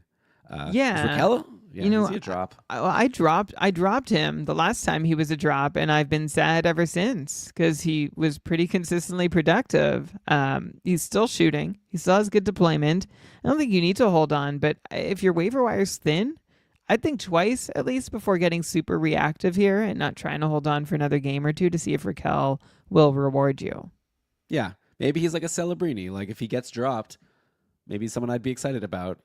Of course, I mean, it is San Jose also, which isn't exciting. I was going to say, like, Pittsburgh top power play isn't what it used to be. But, yeah, I think probably Raquel is someone I'd understand why you drop him, obviously. But also, it's hard. It would be hard for me to drop someone who's playing with Crosby, and, both even strength and on the power play. So I think I would just, like, suck it up and hold, at least in a deeper league like the Cupful. Obviously, the league where my friend passed me his phone, which had Kevin Fiala like looking as a potential drop. Obviously, in a league like that, then Raquel's is a clear drop. Brian, I'll throw another rookie at you where you can tell me who he is. Owen Pickering played his first game of his career yesterday, got an assist. Who's Owen Pickering? I think some people know. He's actually a somewhat high pedigree guy, but maybe you can give us the quick recap and let us know if we should have any interest in him. He might also not stick around long. I know Letang was out with an illness, but a fun start for, I know, a guy that the Penguins are hoping will be a big part of the future. And they don't have many guys like that, by the way. No, they don't. It's almost like he's the Connor McMichael, right? But except I feel more confident he'll show up and really nobody will be left around for him to play with. So yeah, he's no one yet. He was drafted in the first round though, 21st overall back in 2022. Pickering is a 20-year-old. This is his first pro season after being a pretty successful offensive defenseman with Swift Current of the WHL, very assist heavy. In the AHL, he had 1 point. It was a goal in 12 games with Wilkes-Barre Scranton. Took him 1 game to match that total in the NHL. So congrats, Owen Pickering, on the first of what will hopefully be many NHL points. But I don't know, I'm seeing that he hasn't done much in the AHL yet, so I don't expect much to come in the NHL yet either. Yeah, totally fair. Okay, let's go now to Dallas. I think we've gone way too long in this episode without talking about the clear fantasy MVP of this week, Mason Marchment. Holy moly. He had a goal and 4 assists versus Pittsburgh. Then Marchment had a goal and assist versus Boston, and then 2 goals versus Minnesota yesterday. I could talk about how great he is and commend him, but we're, I guess, running a little short on time. So, Brian, I'll let you take out your bucket of cold water and tell everyone how they should be rushing to sell high on Mason Marchment. What's crazy to me about Mason Marchment, well, one, like, good for him. Like this happens every so often. So Mason Marchment has used up one of like the few times. Like he's won me matchups before, and I'm very thankful to him for it. But the funny thing to me is that Marchment is on the Seguin and Duchesne line, right? And this is where he's going off from. And I was looking at like Dodonov playing with Rope Hintz and Jason Robertson and being like, oh, like I think I want him. But Mason Marchment is the one we're talking about. And that speaks to Marchment. It speaks to Seguin and Duchesne and what they continue to accomplish together. But yeah, Marchment's run this week was huge. Week winning for a lot of people. So way to go to those people. And I definitely hold on to him for those early Dallas games this next week. 4 goals on 8 shots to get there, but also had, was it 5 assists against Pittsburgh last Monday? Or was it 4 assists? It's a lot of assists. 4 assists, yeah. Yeah, for Mason Marchment. 4 assists, 5 points. So that's, you're right. We should have recognized Mason Marchment earlier in the episode. Good for you. Well, I don't think it necessarily is in order of priority. I'm trying to tell, we're weaving a beautiful story here for everyone about what's happened over the past week. Though, yeah, Marchment was insane. Obviously won't be scoring at this clip, but also, you don't drop him. That's for sure. And maybe it's a good time to see if you can imagine if you flip Marchment for Bedard. Ooh, if you're in a league with someone and the Bedard manager is really frustrated, I'd make that offer. I would definitely take Bedard. I assume you would too, Brian. It's not, obviously from what you said about Marchment. So if you have Marchment, go for that. Go for some other. Ooh, here's a fun. Do you offer Marchment for Jason Robertson? I wonder if you can pull that off. Or are we getting? This is crazy. Both those ideas are crazy. I was like trying to think, did I miss something? Like you're saying Marchment for Bedard straight up? Okay, well, I'm wondering if the Bedard manager is frustrated. But okay, so fine. Bedard's still not doing that badly. But Jason Robertson, Brian, only 1 point in his last 6 games, while Marchment is getting every point for Dallas. Marchment's getting every point for Dallas. Robertson getting nothing. It's like, it's getting dire, and the shots are low. Robertson stinks. And by the way, I'll throw another Dallas guy at you who's on a cold streak. Wyatt Johnston, who we were all so stoked about going into the year, only 1 point in his last 5 games. Like, at what point? I'm fine for you to say not yet, but is there a point where you just like say you got to cut bait, or at least try to get someone decent in trade? Like, I guess they're both getting still good deployment. I don't know. What's your current feeling about Robertson and Wyatt Johnston? I would be so mad if I had either of them in the couple right now.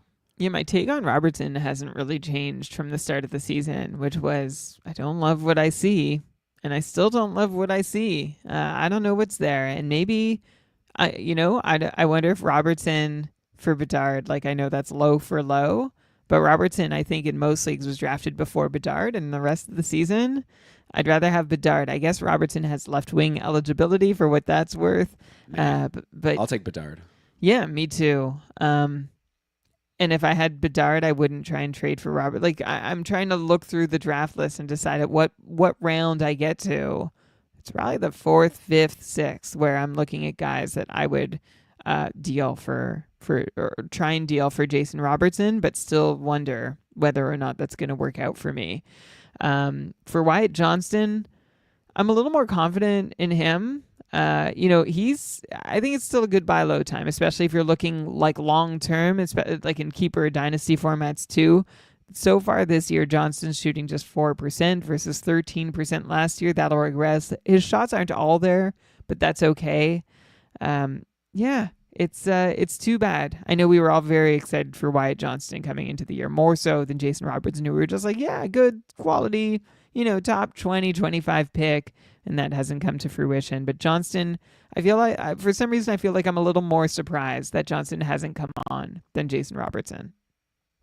Yeah, me too. And hey, last year Wyatt Johnston really took off in the second half of the season, so we'll see. Though actually, he had 16 points in 20 games to start the year, but yeah, then really took off for the second half. So we'll see if Wyatt Johnston can repeat that and get going at some point.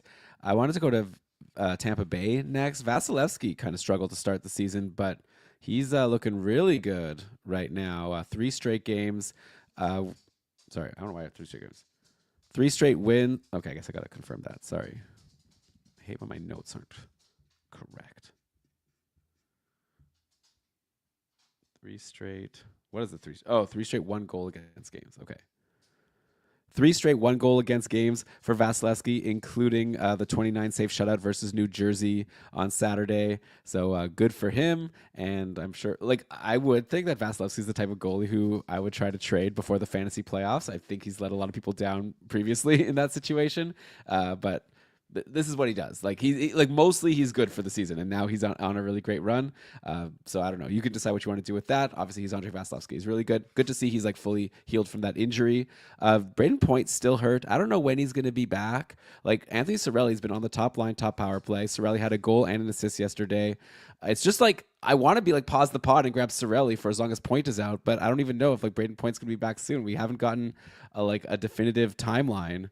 So it's kind of go grab Anthony Cirelli for as long as Point is out. This is the best I can do. But I feel like he's the best free agent out there. Yeah, that's the best advice. And Tampa plays Tuesday, Thursday. So if you have space, then you can go ahead and grab Cirelli now. And then, but I agree. Once Point is back, I'm not interested. And Point he continues to be day to day, seems to be the update we have for him, even as the day to day rolls on.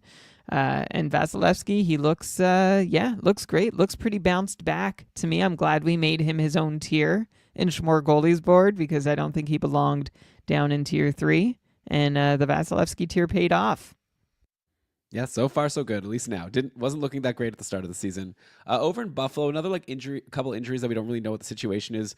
Tage Thompson is hurt, UPL is hurt, but it looks like both of them could be back pretty soon. So it's hard to read too much into it. Alex Tuch has been back on the top power play in Thompson's absence. 5 points in his last 3 games, so good for Alex Tuch. I wonder if he'll hold that spot and someone else will get bumped. That'll be interesting to see. In the meantime, also with Thompson injured, Ryan McLeod getting not as good as Cirelli, but a pretty good spot himself, centering Tuch and JJ Paterka instead of Tage Thompson. And Ryan McLeod had 2 goals and 1 assist over his last couple of games. So maybe poor man's Anthony Cirelli if you're in a deeper league. But again, for only as long as Tage Thompson is out, and who knows how long that will be. But if you recall, McLeod came over from Edmonton. Edmonton lost a few guys from their team last year who I think they wouldn't mind having back right now. Sorry, I'm just I can hear Cody. Ugh, that's so annoying. Whatever, let's just leave it. I assume it'll come. I thought my microphone would have Yeah, me too. I was without Cody in the frame. I was trying to figure out if you were tapping your microphone or rocking your chair, but it's been a couple minutes. Well, whatever. It's 2 hours into the show, so I'm just gonna leave it. Yeah. So. Okay. You were talking about Ryan McLeod. Yeah, I was saying Edmonton gave up a few good guys. Seems like. Yeah. I don't know what's to really say here. You can say keep him for as long as Tage. Yeah. But you could also say that maybe he won't even hold that spot. I like the poor man Cirelli thing. Okay. Okay. Actually, you could read what Shams just wrote. But Shams just right. Tage Thompson should be back soon. Oh, okay. Well, we have a breaking news, and well, I don't know if it's breaking news, but Shams knows from GameDayTweets.com, from creating the content on GameDayTweets.com, that Tage Thompson should be back soon, because he said he'd be playing if it was a playoff game. Which, like, to be fair, it still might wait like a week or two. It's possible he could be out longer. It's possible Ryan McLeod is shuffled off the top line at some point also. But I like that you called him the poor man Sorelli, because while Thompson is out, so long as he holds deployment, he's in pretty good shape here. Although 2 goals on 3 shots is one of the reasons we're talking about him today, and that won't continue. So even with this great deployment, I'm not so sure. I'm more confident in Sorelli producing from his deployment than I am in Ryan McLeod producing from his, which is why I guess you called him the poor man. Yeah, also not on the top power play.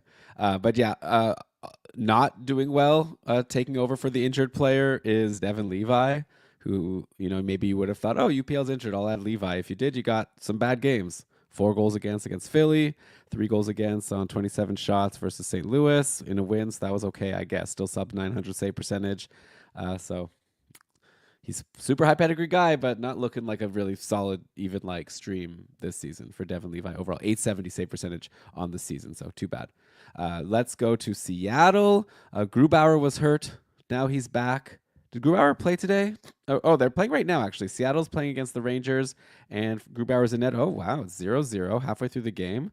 Jonathan Quick versus Philip Grubauer, 10 saves for Grubauer. So who knows? Anyways, I was going to say that Decord has been really good while Grubauer was out. I'll be curious to see if Decord gets a long run now. I guess if Grubauer plays well today, then Seattle will make the mistake of playing him more, and they'll probably lose those games. But good for Grubauer, 50% of the way through a game against the Rangers.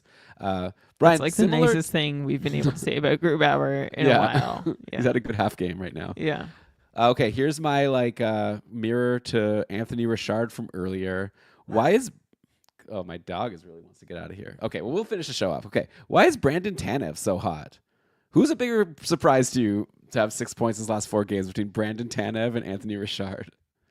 I'm going to go Brandon Tanev because we've seen a lot of him in the NHL without doing this. He's taken 11 shots, by the way.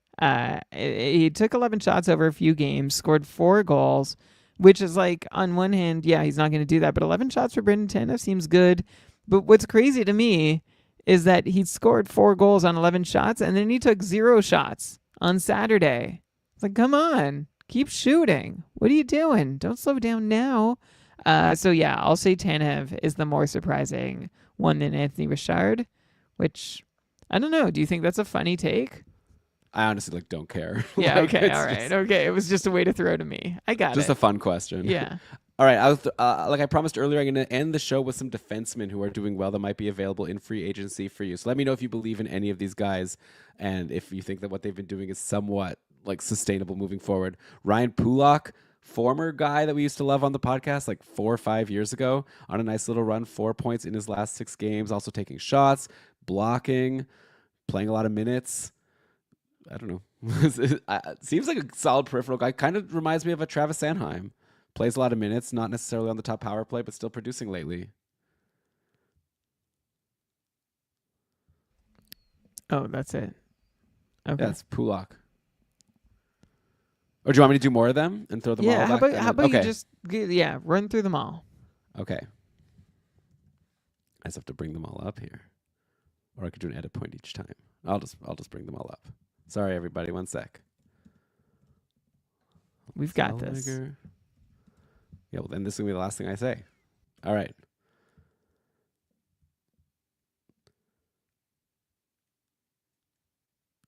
I'll just bring them all up.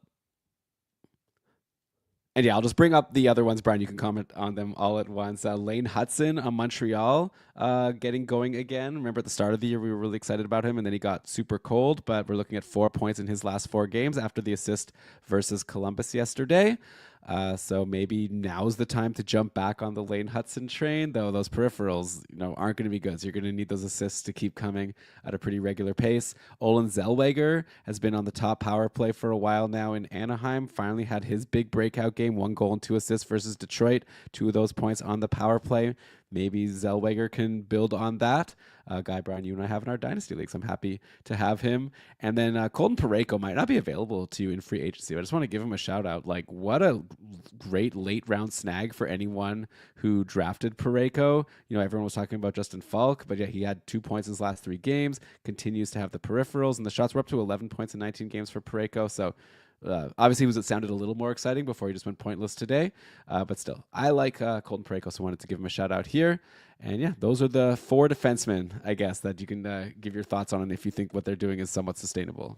Yeah, well, Parayko we've talked about already, and I was like, just don't expect this to continue from Parayko. And the points, like, St. Louis is not scoring a whole lot of goals, and Parayko is still not on the top power play, even though it's failing miserably with Justin Falk, and he is remaining, like, pretty relevant on occasion. The peripherals obviously help, but honestly, 2 assists in his last 3 games is at least 1 assist more than I would have expected. So Colton Parayko's got that going for him. Olin Zellweger, I mean, I'd love to see, we'd always love to see the Ducks start succeeding. I'm not sure they're there yet, and until they're there, I'm not sure how rosterable Zellweger's going to be, but he did get added in my Cupful division to start next week because Anaheim has a nice schedule to open it up.